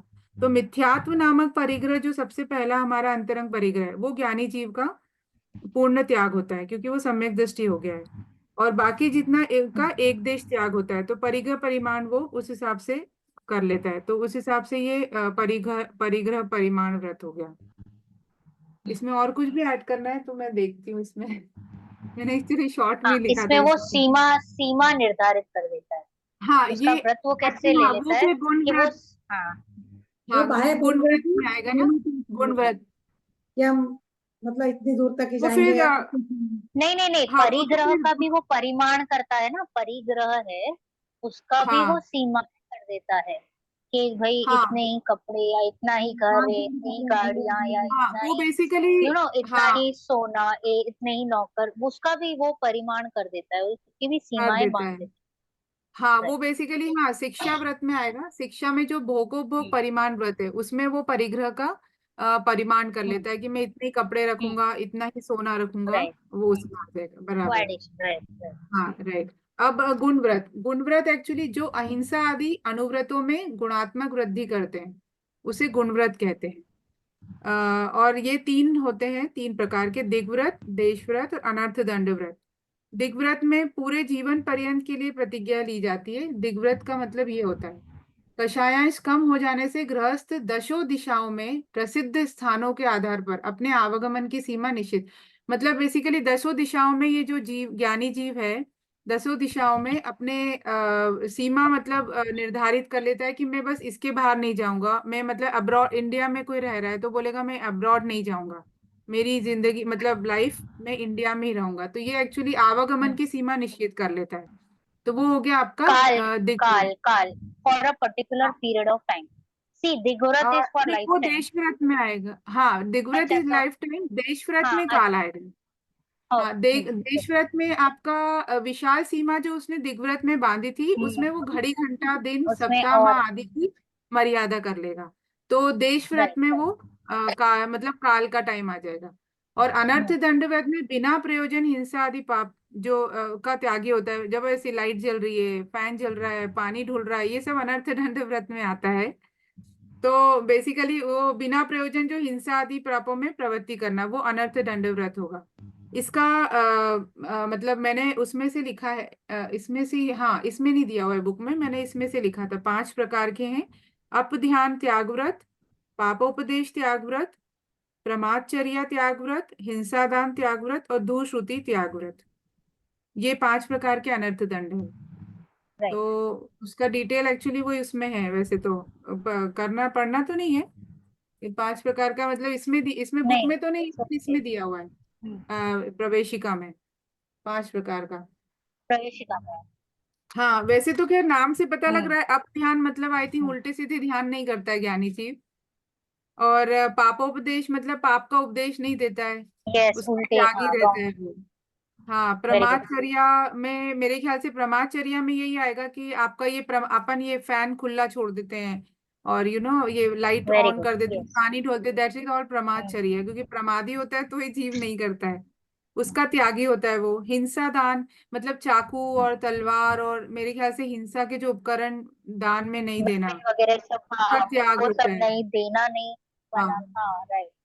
हाँ वो हिंसा ध्यान उसका त्याग व्रत। और दुश्रुति ज्ञान, दुश्रुति त्याग व्रत आई थिंक शायद ये वो होगा आई थिंक, गॉसिप, बुरा किसी के लिए गॉसिप, नहीं बोलना गॉसिप। है, गॉसिप नहीं ना। नहीं, हाँ दो श्रुति में ऐसा आता है कि किसी को ना बिना काम का अपन सलाह देते हैं ना, कि हाँ हाँ वो बिना काम की सलाह दे दी, वो सलाह से उसका भला भी हो जाए, कभी नुकसान भी हो जाता है, अपने को तो पूरा पता नहीं है।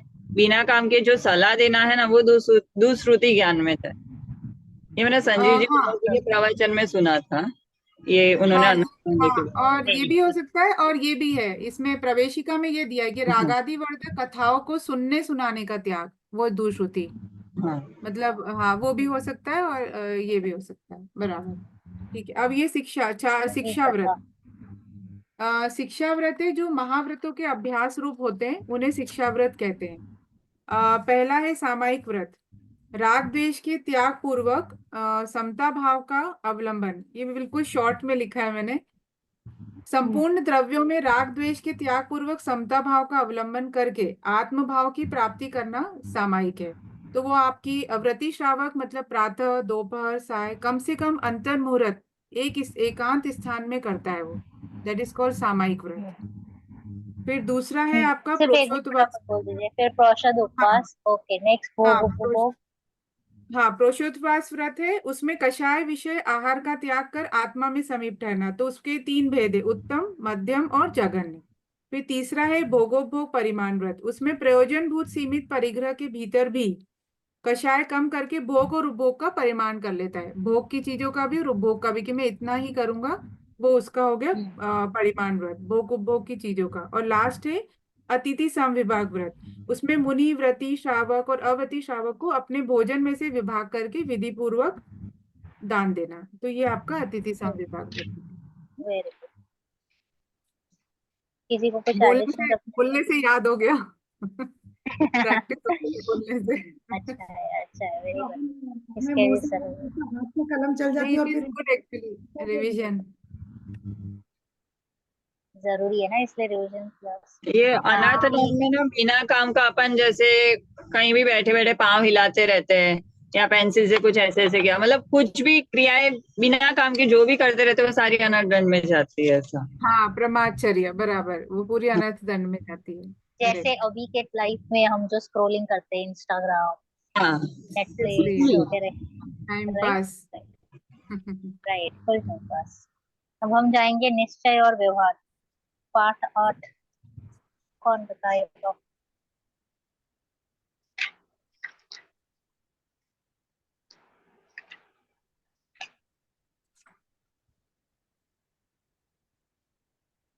मैं बोल दूं मैं, मुक्ति का मार्ग हो हाँ, गया। यस। हाँ नहीं, आप करोगे मुक्ति का मार्ग? हाँ, ले लेती हूँ। चलो चलो, स्टार्ट करो। पाठ 7 मुक्ति का मार्ग। यह पाठ आचार्य अमृत चंद्र आचार्य देव ने पुरुषार्थ सिद्धि उपाय नामक जो ग्रंथ लिखा है, उसके अंदर के अंश में से लिया गया है, जिसका नाम है मुक्ति का मार्ग। ये संसार में सर्व प्राणी दुखी है और सब मुक्ति चाहते हैं, सब दुख को छोड़ना चाहते हैं और मुक्ति चाहते हैं।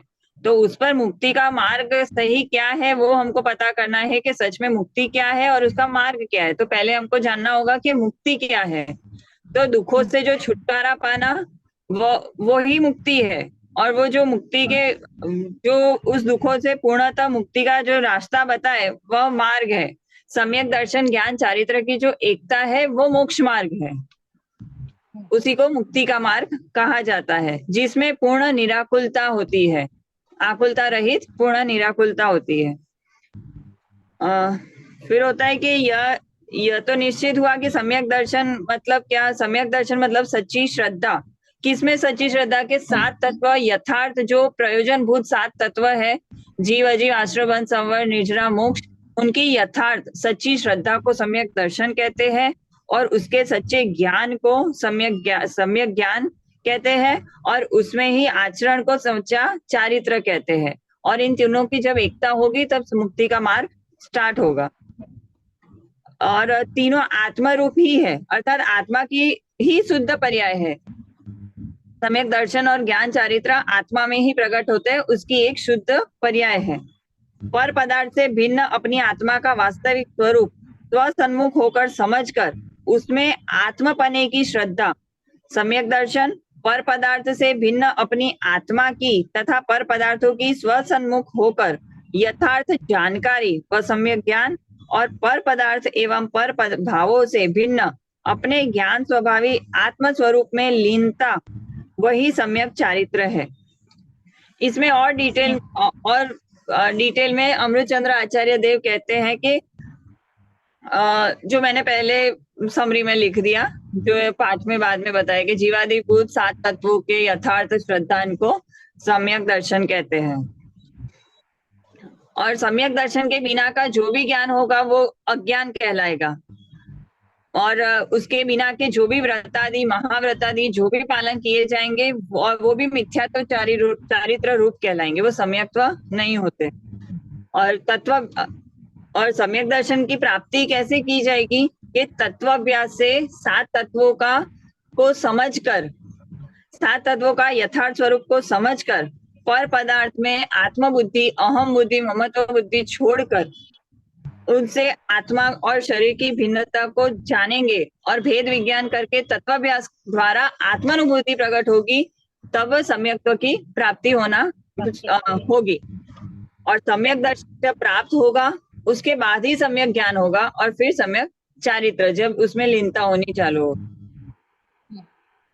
सम्यक ज्ञान में एक आता है कि संशय विपर्य अनध्यवसाय से रहित एवं अनेकांतमय प्रयोजन भूत तत्व की सही जानकारी ही सम्यक ज्ञान है।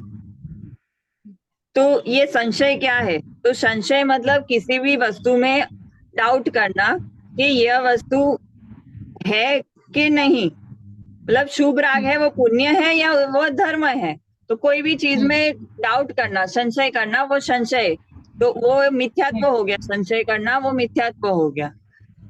फिर विपर्य, तो विपरीत एक कोटि के निश्चय करने वाले ज्ञान को विपर्य कहते हैं। जैसे कि शुभ राग को धर्म मानना, वो उल्टी मान्यता, उसको उल्टा मान लेना, जो जैसा स्वरूप है उसको नहीं मान के ले लिया। सी फर्स्ट में डाउट आया, सेकंड में डिसीजन ले लिया, रॉन्ग डिसीजन। कि मैंने प्रियंका जी को निधि ही बोल दिया, डिसाइड कर लिया है कि भाई Priyanka is not Priyanka, Priyanka is Nidhi, right? तो डिसाइड कर लिया है मेरे ज्ञान, राइट। थर्ड वन आएगा अनध्यवसाय, मतलब अनध्यवसाय के जो अरुचि करना, कि जैसे ये सब क्या है, क्या आत्मा क्या है, मोक्ष मार्ग क्या है, सम्यक्त्व क्या है, ये क्या है, स्वर्ग नरक क्या है, ऐसा। तो उसमें जो अरुचि होती है सच्चे भाव में, जो मुक्ति का मार्ग दिखाने वाले, उसमें भी कई बार जिनवाणी में भी अरुचि करना, वो अनध्यवसाय भी हो सकता है। अनिर्णय पूर्वक जानने को अरुचि और अनिर्णय पूर्वक जानने को अनध्यवसाय कहते हैं। जी, आत्मा कुछ होगा उसको कहेंगे। हाँ, इन शॉर्ट इसको बोलेंगे कुछ विचार ही नहीं करना, होगा कुछ, मुझे क्या है उससे, मुझे क्या मतलब, क्या। हाँ, ऐसा जब फीलिंग आता है ना इनडिसिशन का, नॉट इंटरेस्टेड जैसा फीलिंग आता है ना, अब मुझे क्या, निधि है या प्रियंका जी है, क्या फर्क पड़ता है तो कोई तो है क्लास में, right? So I am not interested at all in knowing who is Nidhi, who is Priyanka, right? So that way it becomes your anadhyavasya. Okay, next. जैसे कई बार जिनवाणी कोई पढ़ रहा होता है या स्वाध्याय चल रहा होता है तो बोलते हैं कि क्या आत्मा की बात है, क्या है, मुझे क्या है, मैं तो जो हूँ, अभी तो मर रही हूँ ना, अभी तो मेरे पे दुख आ रहा है, अभी तो मुझे वो हो रहा है, ऐसा। तो जो होगा वो होगा, मुझे क्या, ऐसा, वैसा वाला। फिर ऐसे यह जानना, ये सम्यक ज्ञान के अंदर में ये तीन उसके रूप बताए कि इससे उल्टा जो है वो मिथ्यात्व है, जिसको हमें छोड़ना है, और ये छोड़ेंगे तो हमको सम्यक ज्ञान की प्राप्ति होगी, सच्चा ज्ञान प्राप्त करके। फिर समस्त सावध योग से रहित शुभाशुभ भाव रूप कषाय भाव से विमुक्त जगत के उदासीन रूप निर्मल आत्मलीनता ही सम्यक चारित्र है। और सम्यक दर्शन ज्ञान चारित्र ही तीन रत्नत्रय है, और वही मुक्ति का मार्ग है। मुक्ति का मार्ग है और वही रत्नत्रय है। और स्वर्ग आदि जो की चार रखते हैं कि मुक्ति, तो बोलते हैं कि स्वर्ग में चले गए तो वो भी तो मुक्ति है, ये संसार से तो छूट गए, स्वर्ग में गए, पर स्वर्ग जो है देवलोक वो भी तो संसार ही है, उसको नहीं समझते कि वो तो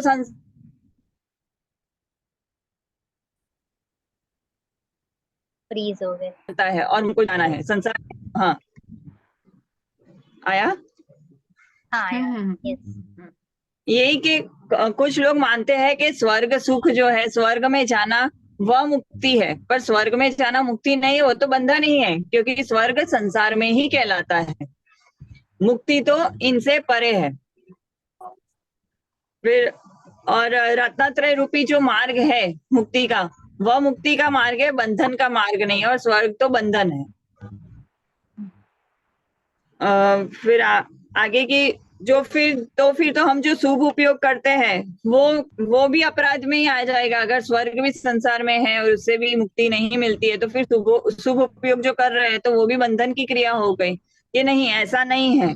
वह जब मुक्ति के मार्ग में आगे बढ़ेंगे तो जो मतलब यदि रत्नत्रय बंध का कारण नहीं, तो फिर शंका उठती है कि रत्नत्रयधारी मुनिवरों को देवायु की प्रकृति सत प्रकृति का बंधन कैसे होता है, क्योंकि रत्नत्रय धर्म निर्वाण का ही कारण है, अन्य स्वर्गादिक का नहीं। मुनिवर को स्वर्गादिक के कारण पुण्य का आश्रय होता है, उसमें शुभ उपयोग क्या ही अपराध है। मुनिराजों के रत्नत्रय भी तो था, फिर उन्हें बंध क्यों हुआ? तो उसमें के जितने अंशों में रत्नत्रय है उतने अंशों में अबंध है, और जितने अंशों में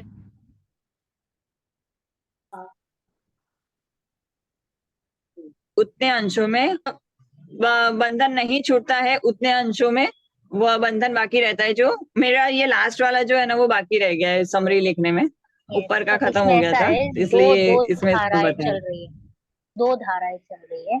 तो जितने अंश में शुद्धता है ना, तो वहां पे बंध नहीं है, और जितने अंश में कषाय है, राग द्वेष वगैरह जो है, तो यहाँ पे जितने अंश में कषाय मौजूद है, देखो कषाय की पूरी सत्ता तो गई नहीं है, वितरागता तो अभी तक आई नहीं है, राइट। तो वो बाकी है, सत्ता में पड़े है। तो जितने अंश में राग है उतने अंश में बंध है, बट यहाँ पे वृद्धि भी हो रही है, शुद्धि की वृद्धि। समझ में आ रहे हो, इसका भी जोर बढ़ रहा है। तो जितना जोर यहाँ, इतना जितना जितना जितना बढ़ रहा है, इतना बंद नहीं है, और जितने अंश में है उतना बंद है। अभी ये बहुत कम है, इसलिए बंद कम है। समझ में आया? तो ये बंद जनरल इज ऑलवेज पुण्य का बंद 99%, क्योंकि उनके भाव ही शुभ रहते हैं, अति शुभ भाव रहते हैं, कि उन्होंने ग्रंथ लिख दिए, या कुछ चर्या कर ली, या कुछ व्याख्यान वगैरह दे दिए। तो ये सारे जो भाव है, ये सारे शुभ भाव है, तो ये पुण्य बंध का कारण है, इस वजह से उनको स्वर्ग आदि मिलते हैं। है तो ये उनको जेल, उनको ये भट्टी समान ही लगता है, ऐसा ही लगता है कि मैं कहाँ मेरी शुद्ध परिणति परिणति से गिर गया।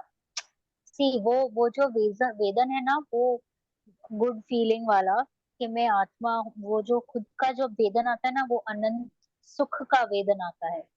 तो अब पूर्णानंद का जो वेदन आता है, तो वहां से जब वो च्युत होके जब ऐसे राग करते हैं, भले ही वो शुभ भाव है, पाप में तो नहीं गए, बट वो भी उनको भट्टी समान ही लगता है, क्योंकि this was way better than this, इसकी कोई कल्पना, देयर इज नो कंपैरिजन।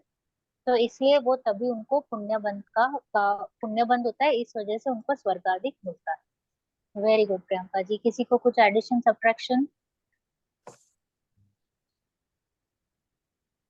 तो ये था मुक्ति का मार्ग, यानी रत्नत्रय ही मुक्ति का मार्ग है। सम्यक दर्शन, सम्यक ज्ञान, सम्यक चारित्र, वहीं से मुक्ति होगी। स्वपर वेद विज्ञान, खुद को जानो, सात तत्व का निर्णय करो, और हम आगे बढ़ते चले जाएंगे।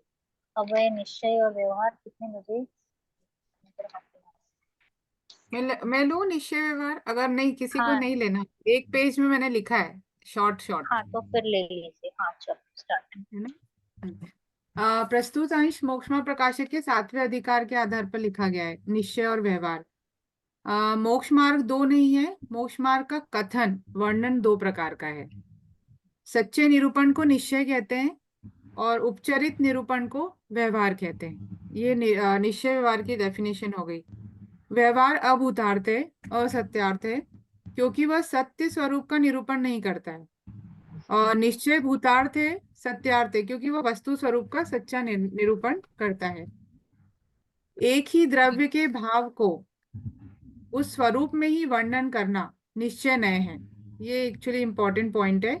और उपचार से उस द्रव्य के भाव को अन्य द्रव्य के भाव स्वरूप वर्णन करना व्यवहार है। एग्जाम्पल है मिट्टी का घड़ा निश्चय और घी का घड़ा व्यवहार। मतलब ये पॉइंट इसलिए इम्पोर्टेंट है कि जो निश्चय व्यवहार लगेगा वो एक ही द्रव्य में लगेगा, ये पॉइंट टू बी नोटेड है। दो उसमें अलग द्रव्य में नहीं लगेंगे, वो एक ही द्रव्य में निश्चय व्यवहार लगता है। तो ये एक्चुअली उन्होंने इम्पोर्टेंट पॉइंट बताया है कि एक ही द्रव्य के भाव को उस स्वरूप में ही वर्णन करना निश्चय है और उपचार से उस द्रव्य के भाव को अन्य द्रव्य के भाव स्वरूप वर्णन करना व्यवहार। एग्जाम्पल मिट्टी का घड़ा निश्चय हो गया और घी का घड़ा व्यवहार। अब इसमें नए की डेफिनेशन बताइए। जो वस्तु को अनेक स्वभावों से पृथक करके एक स्वभाव में स्थापित करता है उसे नए कहते हैं। नए आपने बताया था, नए दृष्टिकोण होता है, एक नजरिया, मतलब इजी वे में हम बोले तो दैट इज कॉल्ड नए, कि एक जो दृष्टिकोण होता है वो उसका तरीका, वो उसको नए बोलते हैं। तो किसी ठीक भी है, वस्तु को कथन करने की पद्धति को नए को। हाँ, कथन करने की पद्धति को नए कहते हैं और एक वो नजरिया है एक्चुअली। फिर निश्चय व्यवहार अध्यात्म के नए हैं। शुद्धात्मा का अनुभव सच्चा मोक्ष मार्ग है, अतः उसे निश्चय मोक्ष मार्ग कहा है। व्रत तप आदि मोक्ष मार्ग नहीं है, उन्हें निमित्त आदि की अपेक्षा उपचार से मोक्ष मार्ग कहा है, अतः इन्हें व्यवहार मोक्ष मार्ग कहते हैं। इसलिए निश्चय नय का श्रद्धान करना और व्यवहार नय का श्रद्धान छोड़ना। नयों का प्रयोग कथन में ही होता है, प्रवृत्ति में नहीं। मतलब मतलब केवल बोलने के लिए कहा जाता है नय, अदरवाइज जो प्रवृत्ति अपनी एक्शन या जो भी होती है वो प्रवृत्ति उसी को बोलेंगे ना, उसमें नए नहीं होते हैं। प्रवृत्ति तो द्रव्य की परिणति है। हाँ, द्रव्य की परिणति है। जिस द्रव्य की परिणति हो उसे उसी का कहना निश्चय नय है और उसे ही अन्य द्रव्य की कहने वाला व्यवहार नय है। निश्चय व्यवहार एक दूसरे के पूरक है। व्यवहार निश्चय का प्रतिपादक है। प्रतिपादक मतलब कहने वाला है। एक्चुअली अब आत्मा को समझाना है तो उसको समझाने के लिए बताना तो पड़ेगा आत्मा नित्य भी अनित्य, तो बेसिकली वो प्रतिपादक है, मतलब कहने वाला है व्यवहार। ओनली वही रोल है एक्चुअली व्यवहार का। एग्जाम्पल, ये मुझे अच्छा लगा था एग्जाम्पल, जिससे समझ में आया इसलिए मैंने इसे नोट किया। हिमालय पर्वत से निकली गंगा नदी की लंबाई और चौड़ाई आंख से नहीं नापी जाती, उसके लिए नक्शे का सहारा लेना पड़ेगा। पर प्यास बुझाने के लिए तो गंगा नदी के किनारे ही जाना पड़ेगा। सेम वे व्यवहार द्वारा कथित वचन नक्शे की गंगा के समान है, मतलब दैट इज कॉल्ड व्यवहार। जो नक्शा है वो व्यवहार हो गया।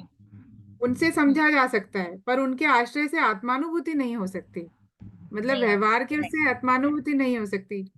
आत्मानुभूति प्राप्त करने के लिए तो निश्चय नहीं के विषयभूत शुद्ध आत्मा का ही आश्रय लेना आवश्यक है।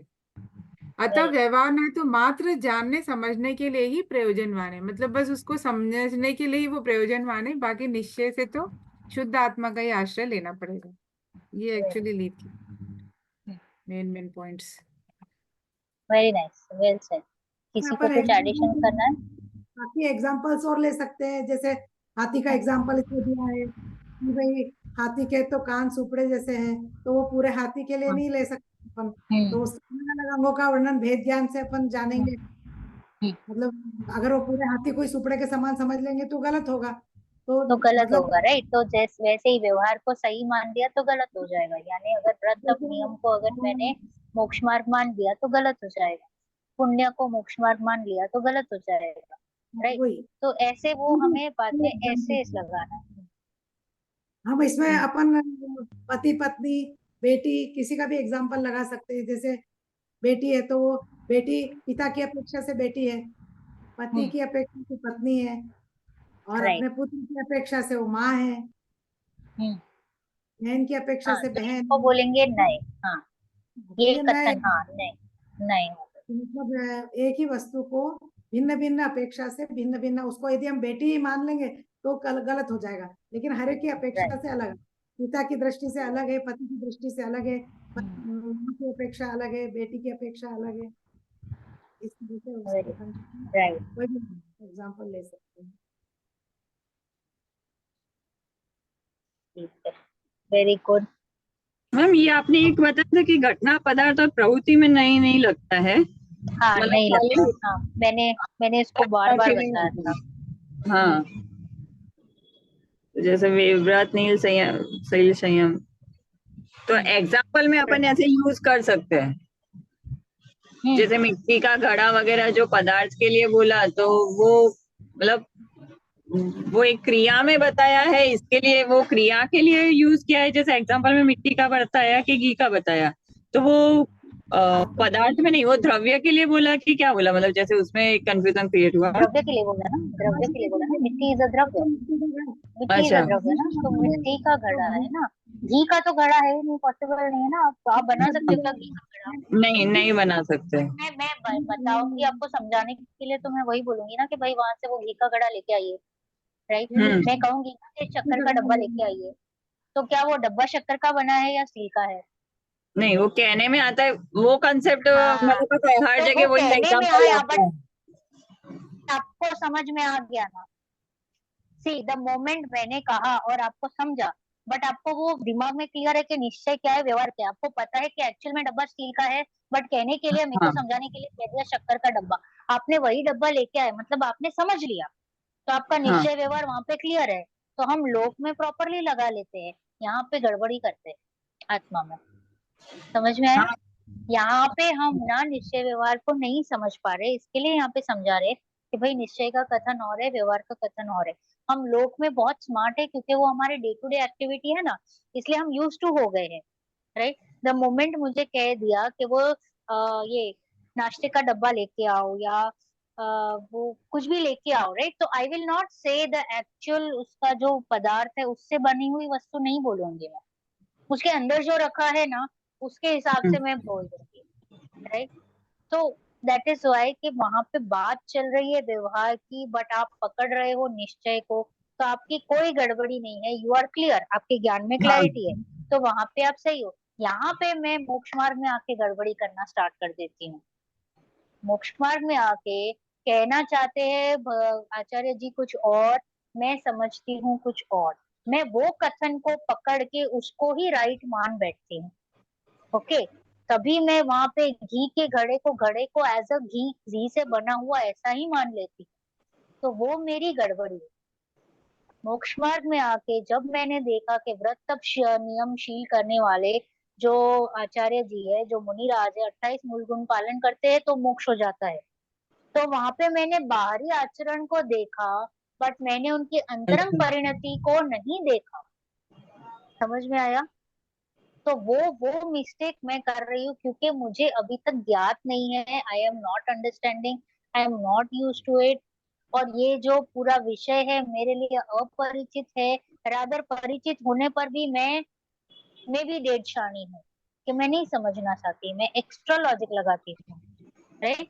You know, word to word ग्रहण करने की जो हमारी शक्ति आदत हो जाती है कि नहीं ये कहा है, बट ये कहा है ये किस अपेक्षा से कहा है ये मैंने नहीं समझा, तो ये गलती मेरी हो गई।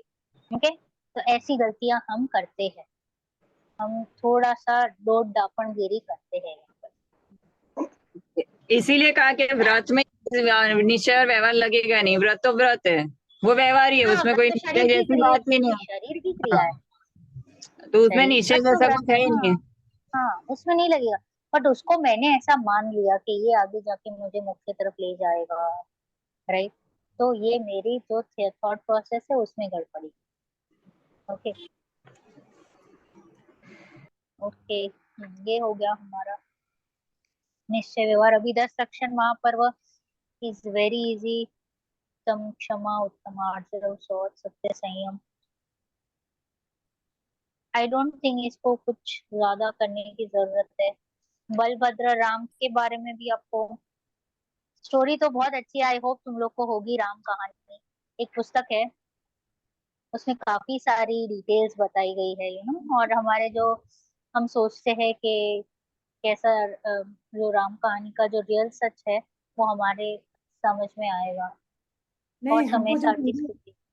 जो पीडीएफ बनाएंगे उसमें जैसे जितनी भी स्टोरीज है, जैसे पार्श्वनाथ भगवान की, राम की, या पंडित दौलत राम जी आचार्य जी, जिन जिन के बारे में लिखा है, इसमें लिखा है ना उसमें कि स्टोरीज किसके बारे में? स्टोरीज तो ज्यादा नहीं है, लास्ट हर एक हाँ, पुस्तक में एक दो ही स्टोरी है ना, जैसे हाँ, जो भी भगवान जैसे पार्श्वनाथ, आचार्य बलभद्र पंडित राम, गोदान जी का है, जैसे गोस्वामी है। उमा स्वामी, जम्बू अलग अलग। स्वामी है। तो मेरा मतलब ये कि ये भी एग्जाम में आएंगे क्या इनके बारे में? हाँ आ सकते हैं ना, ऑब्जेक्टिव में आपको आ सकते हैं। अच्छा, ऑब्जेक्टिव है ऑब्जेक्टिव में, कि ऑब्जेक्टिव इनके द्वारा कौन से ग्रंथ लिखे गए हैं, जैसे उस इस हिसाब से क्या क्या लिखा गया है। वो भी आ सकता है। हाँ ऑब्जेक्टिव में आ सकता है। देखो objective is going to be easy, open book है। ओपन बुक है, और उसमें भी एक हफ्ते का आप समय है। ओपन बुक है, बट आपने अगर पेपर का लिंक स्टार्ट कर दिया, हाँ हाँ, ऑब्जेक्टिव की बात कर रही हूँ, तो आपके पास 4 घंटे रहेंगे। एक बार आपने लिंक खोल दी तो 4 घंटे के अंदर सबमिट करना है, ऑटो सबमिट हो जाएगा। अच्छा, ओके, मतलब लिंक, इधर मतलब आप ऐसे, सबमिट करिए, ऑटो सबमिट हो जाएगा, बंद हो जाएगा। बट वो जो मतलब क्वेश्चन कहने का पेपर लिखना है उसके लिए 1 हफ्ता है। एक आंसर लिखने के लिए 1 हफ्ता इज मोर देन इनफ। आपको 1-2 घंटे में ही आप लिख दोगे ना। आप कितने आप थोड़ी पकड़। और एक ही क्वेश्चन देखो आएगा, एक हमारा भी पेशेंस लेवल इतना ही है। हाँ एक ही क्वेश्चन है। एक किताब में से, एक वितराग विज्ञान का, एक वितराग विज्ञान, मतलब टोटल 3 क्वेश्चन आएंगे। बस यस, 3 टोटल। एक ही साथ आएंगे ना तीनों? हाँ मोस्टली तीनों एक साथ ही आ जाएंगे।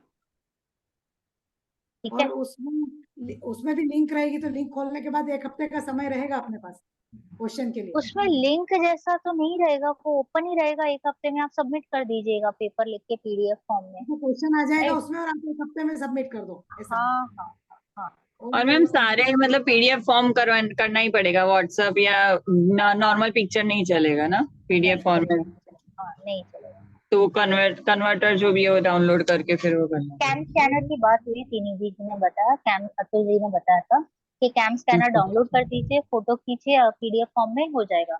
इजी है। हाँ ऑटोमेटिक ही हो जाता है उसमें। अब वो आज ट्राई करती हूँ मैं देख करके, क्योंकि वो तो सीखना ही पड़ेगा, एग्जाम में फिर कैसे करेंगे। हाँ यस। ओके, अच्छा, दूसरा मैं ये चलो कह रही ऑल थी द कि वेरी बेस्ट। किसी को कोई प्रश्न वगैरह कुछ भी रहेगा, do come to me. Objective type question आएंगे, और आप बोल रहे हैं कि लिंक खोलने के बाद 4 घंटे में, तो मतलब वो क्वेश्चन एक हफ्ते तक रहेगा, मतलब वो लिंक एक हफ्ते तक रहेगा। मान लो अपन कहीं बिजी है, बाहर है, मतलब हमने लिंक खोली ऑब्जेक्टिव की लिंक नहीं रहेगी। हाँ, ऑब्जेक्टिव की लिंक एक हफ्ता नहीं रहेगी। नहीं तो, ऑब्जेक्टिव की लिंक तो एक ही बार आएगी। हाँ पर आंटी ऑब्जेक्टिव की लिंक आंटी एक आप, बार आई, निधि जी आप पर्सनल कॉल पे उनको ले लीजिएगा। हाँ नहीं नहीं, तो आंटी मैं आपको एक समझ बात में बोलती हूँ, आएगा। देखो आप, नहीं आप सुनो, मैं आपको बताती हूँ। हाँ, जो ऑब्जेक्टिव है ना उसकी, एक दिन में जैसे आज लिंक आ गई तो 4 घंटे खुली रहेगी। 4 घंटे अच्छा, में आपको उसको सॉल्व करके देना है। ठीक है, वो एक पेपर हो गया। उसके बाद आपके 3 क्वेश्चन का पेपर होगा। तो एक क्वेश्चन आपको आज मिला तो एक हफ्ते का आपको टाइम है, फिर आप उसको पीडीएफ में करके भेज दो। फिर मतलब आपको एक, दूसरा क्वेश्चन आएगा, फिर उसके लिए एक हफ्ता मिलेगा, वो मतलब आप तीन भेज हफ्ते दो। मतलब 3 क्वेश्चन 3 हफ्ते। हाँ ऐसे ही होगा, अभी हम कल्पना लोग जी को भी एक पता मिनट। नहीं है, कल्पना एक जी, एक करके ही आता है वो, ऐसा। कल्पना जी, अच्छा आप एग्जाम में 3 घंटे में एग्जाम लिखती थी 100 मार्क का? वो सवाल नहीं मेरा, वो तो कर लेंगे, नहीं नहीं, वो तो आप कर लिखते लेंगे। थे या नहीं? ओके लिखते थे ना। नहीं, तो लिखते थे और अभी लिख आप भी ऐसे सकते हैं। समझिए कि नहीं मैंने नहीं, आपको 3 प्रश्न दे दिए, आपको एक हफ्ते में तीनों क्वेश्चन लिख डालने हैं। ओके, अच्छा, मैं एक आपको हफ्ता 3 हफ्ते भी मिलेगा, नहीं दूंगी, एक ही हफ्ते में तीनों क्वेश्चन लिख दीजिएगा। ओके। एक हफ्ता पूरा मिलेगा, उसमें तीनों मतलब अपने हिसाब से करके, और हाँ हाँ लास्ट डेट। तीनों एक साथ, हाँ तीनों प्रश्न लिख दीजिएगा। और हाँ, ऑब्जेक्टिव की 3 अलग अलग लिंक आएगी, वितरक विज्ञान 1 की, 2 की, 3 की, अलग अलग लिंक आएगी ऑब्जेक्टिव की। एक क्लिक करेंगे, अगर आपने क्लिक नहीं किया है तब तक वो हाँ, आपका पेपर स्टार्ट नहीं हुआ है। अगर आपने क्लिक कर दिया तो पेपर स्टार्ट हो गया है।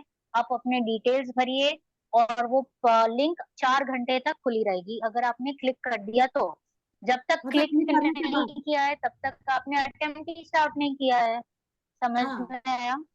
मान लीजिए क्लिक जैसे ही नहीं आपने, किया तो अटेम्प्ट कहाँ से स्टार्ट हुआ? हाँ, नहीं जैसे ओके, आज लिंक आई, क्लिक हमने करेंगे आज वहां से खोल, 4 घंटे। ओके, नहीं तो वो लिंक रहेगी क्या, पड़ी रहेगी, जिसको हम नहीं देंगे उसका भी एक फाइनल डेट रहेगी, जैसे आउट ऑफ हाँ वो स्टेट पड़ी रहेगी, 4-5 दिन के लिए, 8 दिन के लिए पड़ी रहेगी।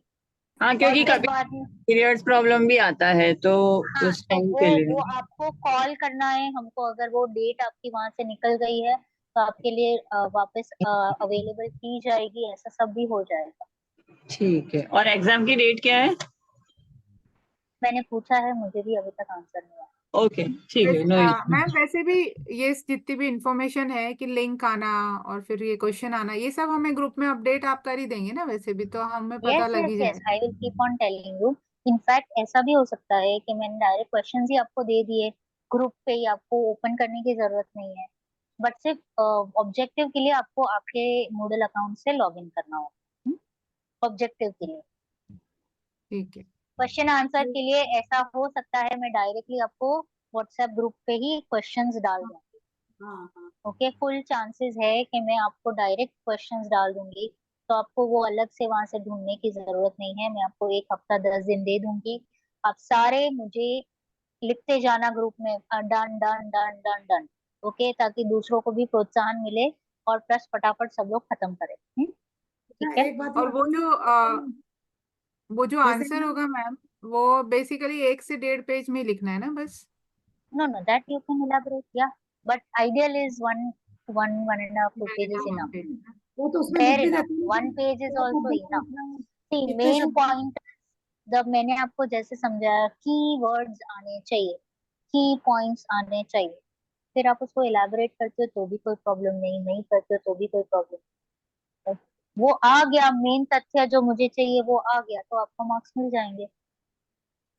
हाँ, ठीक है, ओके। अच्छा, दूसरा ये जिनवाणी, पूछ रही थी कि एक मिनट, जैसे लिंक हमारी खुल गई ऑब्जेक्टिव वाली, और मान लो हमने 4 घंटे तक हमारे पास समय है, लेकिन वो लिंक हमने खुली ही रहने देना है जैसे हम कर रहे हैं, मान लो बीच में वो बंद कर दी तो वो क्लोज हो जाएगी क्या, आधा हाँ अधूरा ऑब्वियसली। आप पेपर देने बैठे हो, आप सारे घर के काम छोड़ छाड़ के बैठिएगा। कौन आया, कौन गया, क्या खाया क्या नहीं खाया, किसने खाया, क्यों खाया, कैसे नहीं खाया, वो सब छोड़ दीजिएगा। घर का दरवाजा कौन खोलेगा, वो आप घर पे एग्जाम बोल दीजिए, मेरी एग्जाम चल रही है, 2 घंटे मुझे डिस्टर्ब मत कीजिएगा। आप आधे घंटे में पेपर देके छूट जाओ। Paper is easy, half an hour में टिक टिक टिक करना है। हाफ एन आवर भी मैं आपको ज्यादा बोल रही हूँ, generally it takes only 15-20 minutes, क्योंकि आप सबको सब आता है, कुछ डिफिकल्ट है नहीं। अनलेस वो ऐसा कुछ वर्ड आ गया कि भाई तत्वार सूत्र किसने लिखा था, और आप सिर्फ एक रेफरेंस के लिए बुक खोल के आप चेक कर रहे हो, उतना जो टाइम आपको लगे, तो वो हो सकता है वैसा। ओके, इट्स ओके, ठीक है, इजी, लोड नहीं लेना है। फुल मार्क्स आए नहीं आए कोई बात नहीं। हो सकता है कि आपने यहाँ पे मार्क्स नहीं लिए, बट आप मुझसे पहले या सभी से पहले आप बुक्स चले गए, तो आप वहां पे तो पास हो गए, है ना? राइट। तो हमारा डिस्कस हमें करना जाना है, कहाँ है? तो अब मार्क्स डिस्कस आर नॉट करने में, इम्पोर्टेंट। अब तत्व डिस्कस करने निर्णय में कीजिए। हाँ हाँ। डिस्कस करने में और इसमें वाइवा में मार्क्स ले लिए तो इसमें नहीं। टेंशन मत लीजिए, सब हो जाएगा। और बेसिकली हम यहाँ पे कॉन्सेप्ट समझने के लिए बैठे हैं जिनवाणी का, जो हम अनादिकाल नहीं समझे हैं। अनादिकाल से जो हम जो छोटे पॉइंट्स जो छूट चुके हैं, वो यहाँ पे समझने की कोशिश चल रही है, रुचि पूर्वक। और थोड़ा सा हम पुरुषार्थ करके और गहराई से समझेंगे तो हमारा काम इस भाव में हो जाएगा। राइट, वही करने आए हैं। Marks are not important. मेरा ध्येय, मेरा गोल ये होना चाहिए कि मुझे जो मैंने अनादिकाल से नहीं किया है वो मैं ये 5 साल में कर दूं। राइट, ओके, यस, टेंशन मत लीजिए। ओके, कोई भी, कल्पना जी आप, हाँ, अब मैं आज यस सीखती दीदी। हूँ, पीडीएफ का सीखती हूँ, पीडीएफ बनाना। मैम नेक्स्ट उसमें अब क्लास होगी क्या कि सीधे एग्जाम ही है? नहीं, अभी अभी there be no classes unless you have any doubt, तो पर्सनल पे आप डाल दीजिएगा। तो अभी आप पढ़ाई कीजिए और कॉन्सेप्ट क्लैरिटी अपलोड कर दीजिए, तो मैं वो चेक कर लूंगी। ओके। ओके, वो तो दर्शन जी करेंगे, उसके बाद हमें करना है ना? वो मैसेज डालेंगे ग्रुप में, उसके बाद हमें अपलोड करना है। हाँ यस, वो आज आज रात तक कर। हाँ क्यों? तो आज हम मैं अपना कर लूंगी। यस यस यस, बना के सॉरी, तो मैं एक दो दिन में बैकग्राउंड आप में सभी लोग अपलोड कर दीजिए। पीडीएफ बना के रख सकते हैं, फिर अपलोड कर दो जब वो मैसेज। पीडीएफ सॉरी, बना मैं के यस, रखना। बैकग्राउंड और में सभी सुन लोग रही हूँ। उसका भी एक लिस्ट बनाइए व्हाट्सएप पे कि summary done, summary 1, summary 2, summary 3, और अपना अपना नाम लिखते जाइए कि भाई समरी 1 इतने इतने लोगों ने खत्म कर दिया है, अपलोड करना। ओके। तो ये एक हमारे पास ऑलवेज एक रिकॉर्ड रहेगा कि भाई इतने लोग हो चुके हैं। वहां पे मिसिंग है तो I will always come back to you कि भाई वहां पे नहीं दिख रहा है, तो कहाँ पे अटक गया है, राइट। तो 1 2 इसलिए इट 3 इज गुड कि मतलब आप व्हाट्सएप पे भी लिख दो कि भाई हो चुका है, तो वो इजी रहता है टैली करने के लिए। वितराग विज्ञान 1, वितराग विज्ञान 2, 1 2 3 का मतलब ये। यस। ओके। यस। निज निधि निज में बताई, यह अनंत उपकार है, इसके लिए जिनवाणी माँ को वंदना शतबार है, वंदना शतबार है। 9 बार नमस्कार।